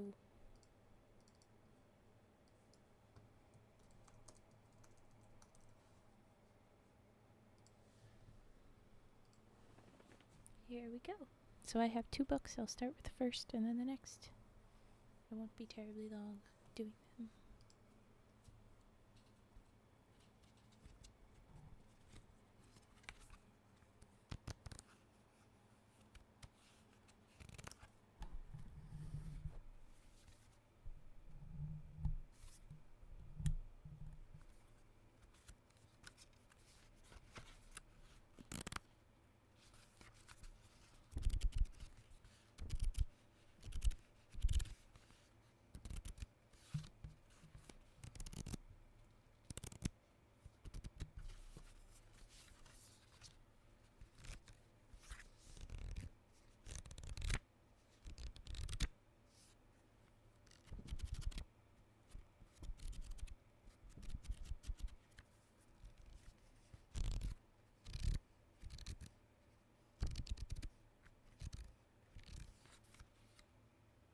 And now the bigger one.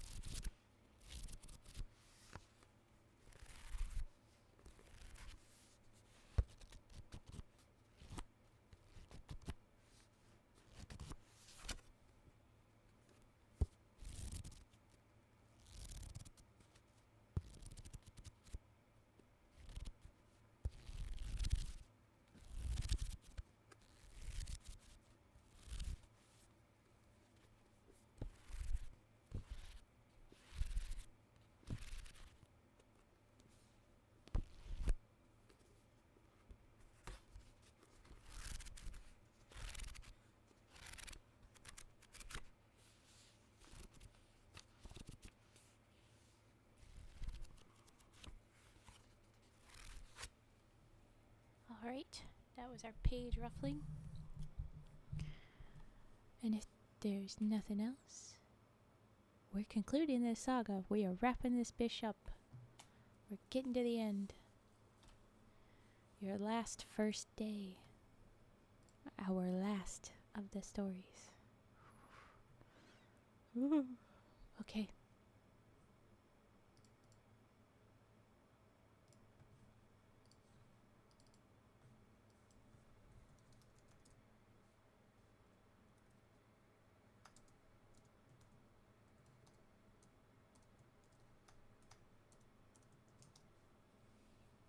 All right.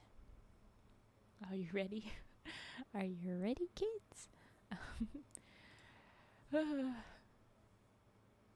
It has been a wild ride already. I'm nervous. I'm really nervous. We've already lost Kim. I liked Kim. I liked our founder dude too, but we knew he wasn't going to live through that. We just wasn't expecting such a gruesome way to go. But okay. Aye, Captain. Thank you for following that. Pulling that in. Okay. Here we go. Your last first day. It starts off with previously. Ooh. Miuna, okay, Miuna Tail. Is this a person we're recommending? Is this a response? I don't know. I don't know what's going on. I'm sure you'll tell me later. Okay. But here we go. It starts with, I guess, just reminding everybody that that's where that was. Alright. Marion Wheeler is curled in the corner of Site 41's main freight elevator, descending, clutching a shiny red ray gun almost as long as she is tall. The gun has a two-tined prong instead of a barrel, and its stock is a weirdly asymmetrical mass of pipework, more like a Swiss watch or a small intestinal tract than a weapon. The gun is SCP-7381, and it comes from a long-dead planet. It's funny, it says that that's what the SCP is, but it doesn't have its own link, so I guess it doesn't have its own file yet here. It comes from a long-dead planet, not too distant a planet, when all's said and done, which conventional astronomy has yet to observe. A tornado of violence and destruction is tearing through Site 41 and through the minds of everybody working at Site 41. Ceilings are being brought down.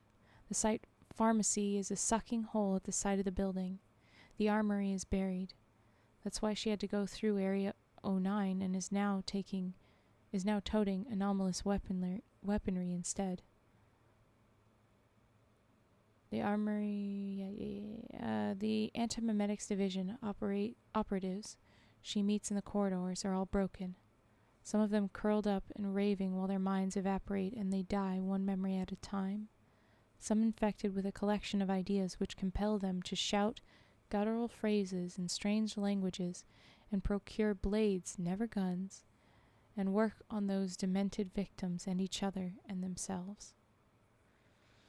Wheeler doesn't recognize any of the people. Their faces are all wrong, torn up with hatred and misery and vindictive glee.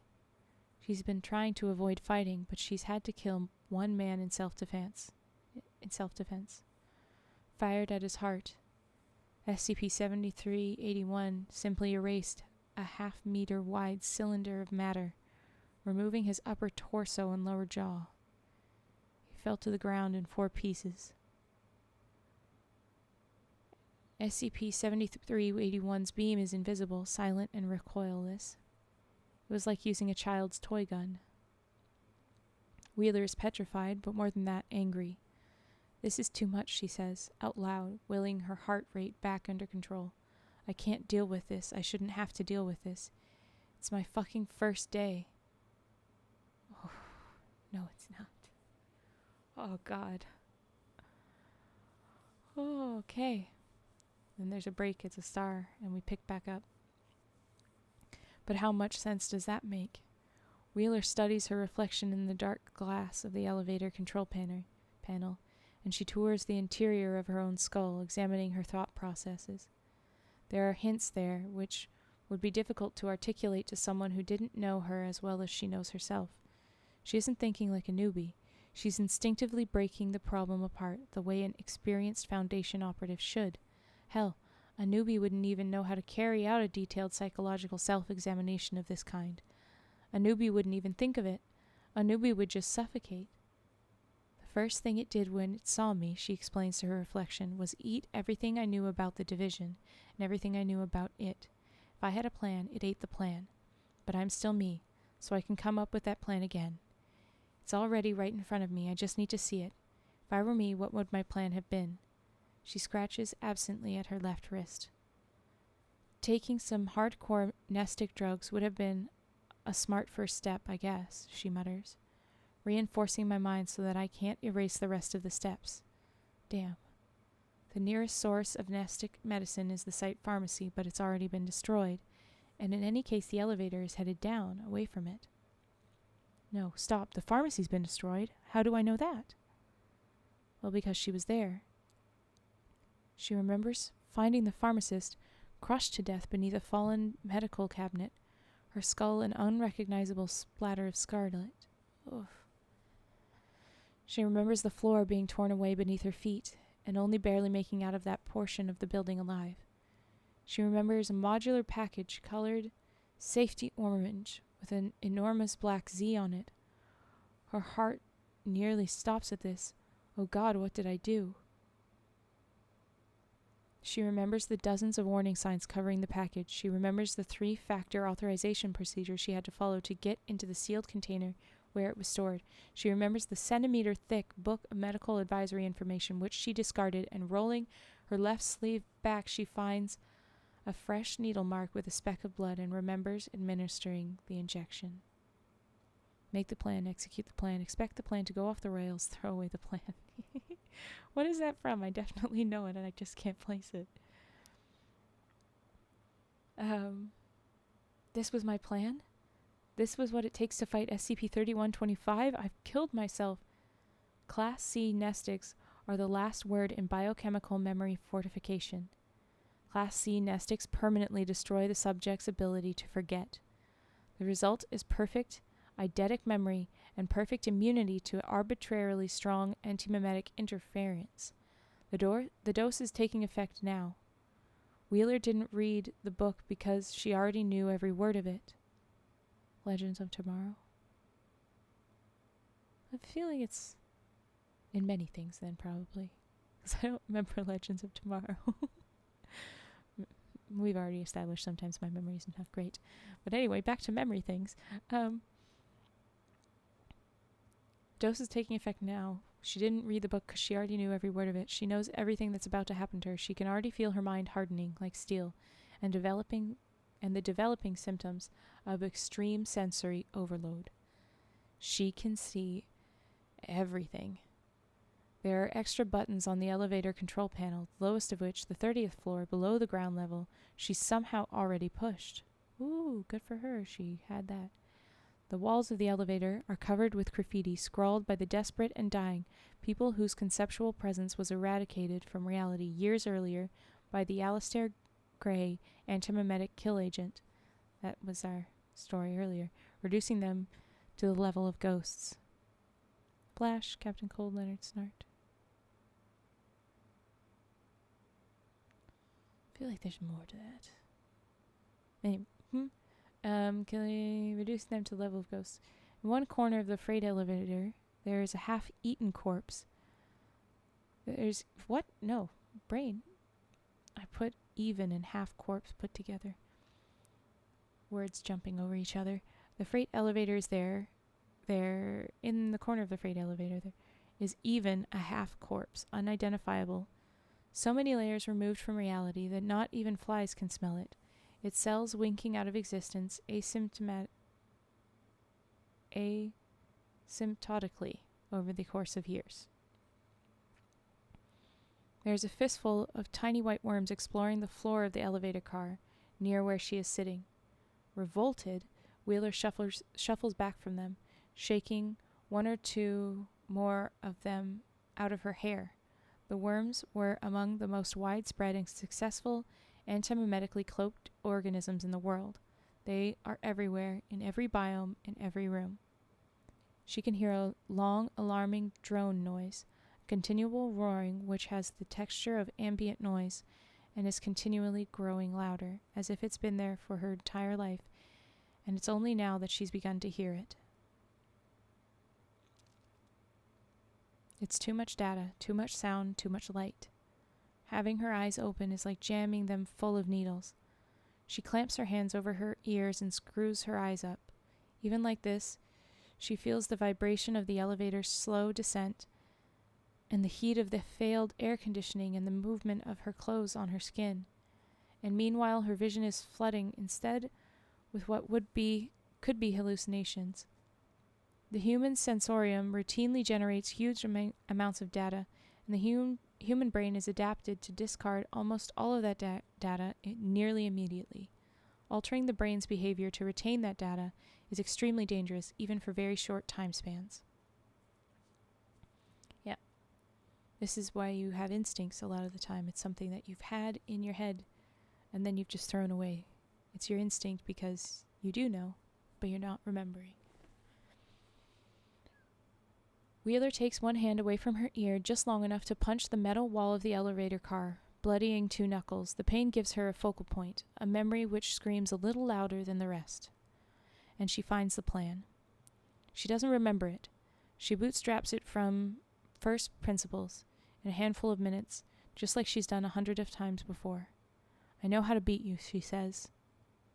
No, the SCP-3125 says to her, you don't. A break, a star, and it picks back up. The elevator stops at the 30th floor below ground, and its doors grind open. They wait, open for a long time.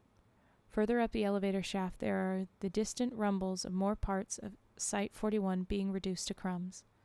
Still crouched in the corner, Wheeler mutters, SCP-3125 doesn't have a voice. Of course I do, it replies.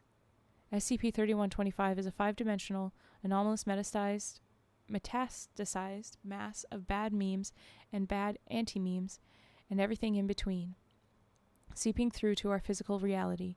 It isn't coherent and it isn't intelligent. It can't communicate. This is an auditory hallucination. SCP-3125 scoffs. You know what I hate most about you, Marion? You're consistently, eternally wrong, and yet you're still alive. All those lost battles, every year of that entire lost war, but somehow you always cobble together enough dumb luck to walk away unscathed. The eternal sole survivor. You don't deserve that kind of luck. Nobody does. While it's talking, Wheeler leans hard on the ray gun to get to her feet. She lodges one shoulder against the wall of the elevator car, still with her eyes closed. She braces herself and opens her eyes. The corridor ahead is empty. There's an airlock at the far end, this one large enough to drive a truck through. Built from ultra-toughened white metal alloy in Bart Hughes' established style. There's a panel beside the airlock. She closes her eyes again and hobbles forward, using the ray gun as a crutch, stretching one hand out as her guidance. One hand out ahead of her as her guidance. Someone has to be last, she says, gritting her teeth. Someone has to be the best. Your team is dead, SCP-31 says. SCP-3125 says. Their minds have been pulled out like eyeballs. They're hollow people with holes in space where their brains were. The war is over, finally. It's just you, Marion, a division of 1, dying from mnestic overdose. 200 meters underground, cared for by no one, known to exist to no one, up against an immortal, unkillable idea. Wheeler reaches the airlock and fumbles blindly with the panel until she finds the slot for her keycard. For a few seconds it seems as if nothing is happening. Then a yellow light flashes. The enormous mechanical interlocks unlatch, and the door cycles open with all the fuss of a flower's petals unfurling. Noise, Hughes always held, is a symptom of imperfect engineering. Behind her, she hears the freight elevator close up and return to ground level, and she knows that someone has summoned it, intending to pursue her. Ooh. Ideas can be killed, she says, stepping into the airlock. How? With better ideas. As the airlock cycles close, so does the hermetic seal. SCP-3125 is shut out. break, a star, and back in. If something can cross over from conceptual space into reality, taking physical form, then something can cross in the opposite direction. It must be possible to take a physical entity, mechanically extract the idea which it embodies, amplify that idea, and broadcast it into conceptual space. A bigger idea, a better idea, one designed specifically to fight SCP-3125. An ideal, a movement, a hero. The machine Wheeler needs to build is the size of an Olympic stadium, and she doesn't have a fraction of the heavy memetic engineering experience to do it, let alone the material resources or the time. But she knows, someone taught her, she doesn't remember who, that an anti-memetics division operative is as good on their first day as they're ever likely to be, and the same must be true of the division as a whole. Oh, I gotta head off to bed. Okay. Go bed. Go sleep. Have a nice night, Cage. Thank you for joining. Sleep well. Whoop, whoop. Aw. Little Fetster to tuck you in. Good, good. She tells herself, we won this war on the day it began. When we encountered SCP-3125 for the first time, we built this bunker. Bart Hughes faked his death and sequestered himself here so he could work uninterrupted while the rest of the division held on for as long as humanly possible, buying time for this moment. I know this is what I did because it's what I would have done. I'm the final component. He's waiting for me. That's where so in the last one, I click and I wait for it to go. There's the moment where she says, I'm starting to forget whether SCP-4987 is a real thing or just the number I gave to my life. Her in the video right there said that. 4987. It takes us back to we need to talk about 55, where she says that's how Bart died. And if you know, where was it? You don't want to know. And they're like, ooh, what if we did know? It would happen to you as well. There you go. So they've cloaked that up like that. That it was as soon as you know, it kills you. Memetic. Or whatever. Okay, so then it breaks the star and it's back. The space beyond the airlock is gigantic, structured and lit like an aircraft hangar and filled with hot, stale, dry air. Wheeler, still mostly blind, stumbles forward across an expanse of more than a hectare of flat, dusty epoxy flooring. Hughes, she shouts into the void. It's time. Nothing comes back but the echo. She glances up for a second. The space is empty. The castle-sized memetic amplification/broadcasting unit which Bart Hughes was meant to be building is absolutely absent. Hughes himself is absent. Oh no. Maybe the entire machine is anti-memetically cloaked, she wonders momentarily. It would be a smart way to conceal the operation even from the rest of the Foundation. But her brain is curdling in the strongest nestic drugs ever manufactured. There's genuinely nothing here. Almost nothing. At the center of the space, there's a small outpost, a group of trestle tables with tools and toolboxes scattered about the place. Parked behind it is an unmarked military truck with flat tires. On the back of the truck is a squat, squarish machine the size of a shipping container, with unshielded wiring and exposed pipework, and a long cable leading to a heavy-duty control panel on the floor. To the untrained eye, it is not at all clear what the machine is designed to do. It's the antimemetic equivalent of a hydrogen bomb, the division's answer to a Site nuclear warhead. Activated, it would contaminate Site 41 and everything and everyone on it with antimemetic radiation. There would be no Site 41 and no division afterwards. Nothing any of the escaping infectious staff did could have any effect on the real world. It's the wrong machine. It can't destroy or contain SCP-3125 or even injure it. All it can do is sterilize today's outbreak. The other symptoms will persist.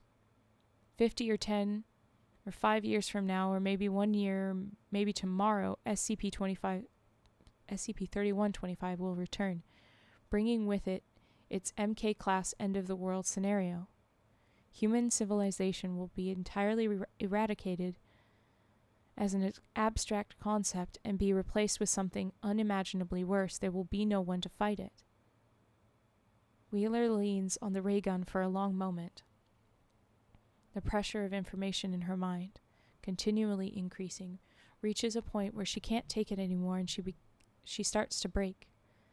The Class C has been in her system long enough now that she knows for a fact she has irreversible brain damage. There is no antidote. She'll be lucid for another hour, then spend the remaining 2 or 3 hours of her life vegetative. That's right, she thinks. It's almost a relief. This is good. This is right. Oh, jeez. I've survived too long. I forgot what universe this was. For a while there, I thought maybe this was the universe where we win sometimes.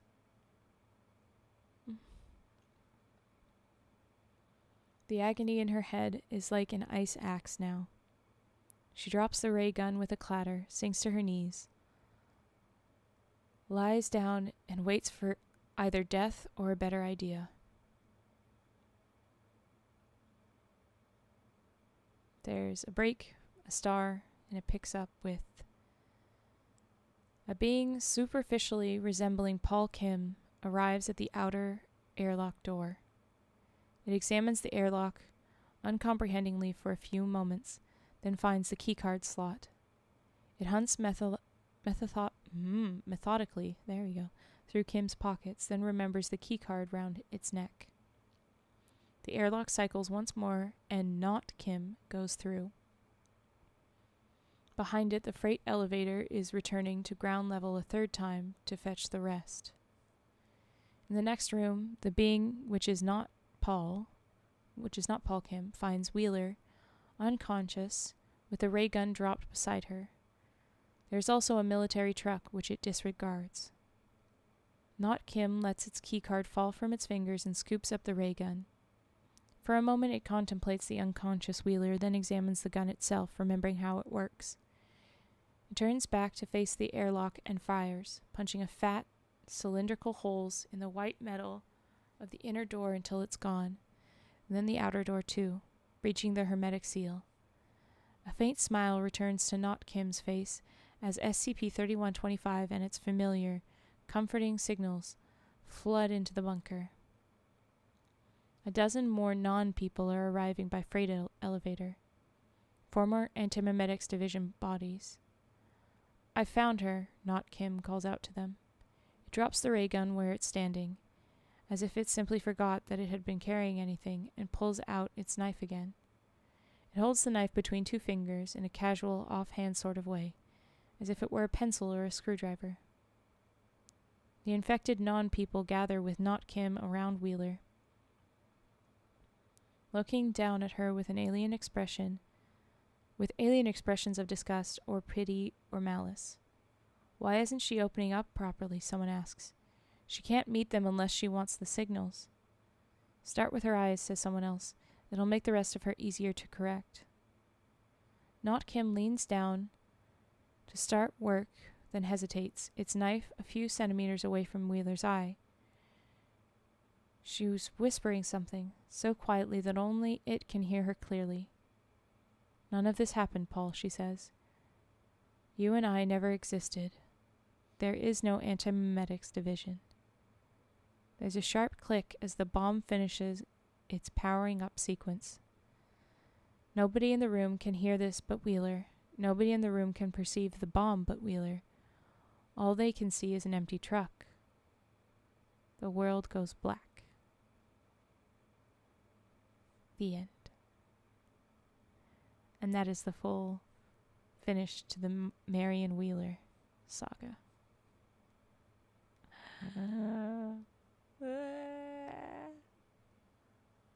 Someone has to be last. Someone has to be the best. Ooh, yes. So then, she stopped the Antimemetics Division. They're not going to exist anymore. When is SCP-3125 going to come back around? Oh. Wow. But that is it. That is the end of this set of stories, and thus the end of this stream. I'm going to have to wrap up now. We are 40 minutes later than I'm usually around. But I had to finish it. I wasn't going to sit and let the one story just be there. Oh my gosh. Okay. How is everyone feeling now?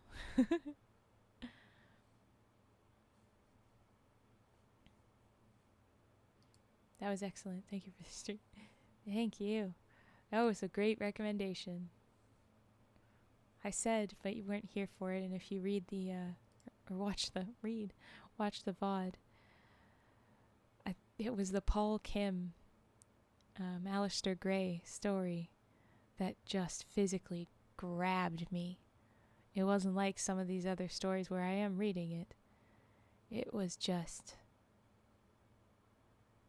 claws into me, and I couldn't stop. I don't have the expressions on my model ready to go, but if I did, I would have big reactions here. The best I've got is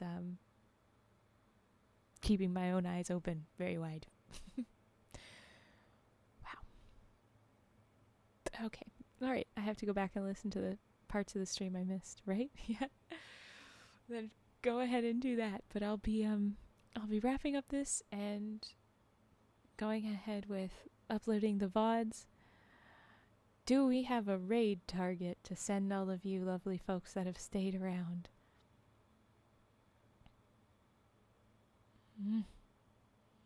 Oh, just seeing Scratch Fury. Anyone that liked that story would like the book Recursion by Blake Crouch. Ooh. Oh yes, Vetster, you always do. Kyokuma? Something like that. Okay, here we go. Let's do that. Okay. Whoop. Yes. This will be good, I think.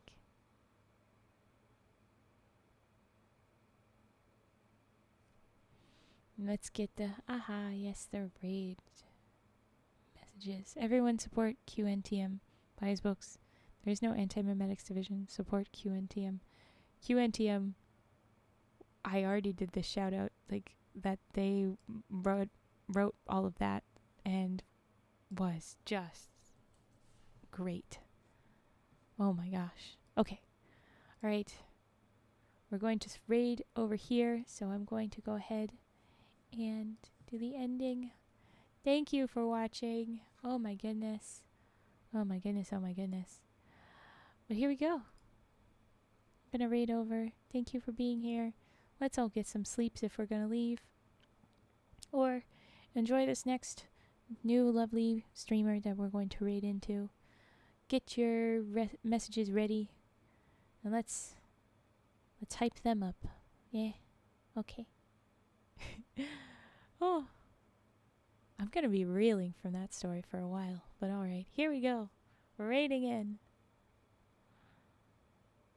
Wow. We go.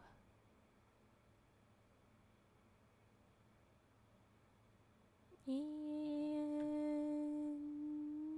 everything's being a little bit slow on my end. It's being very slow.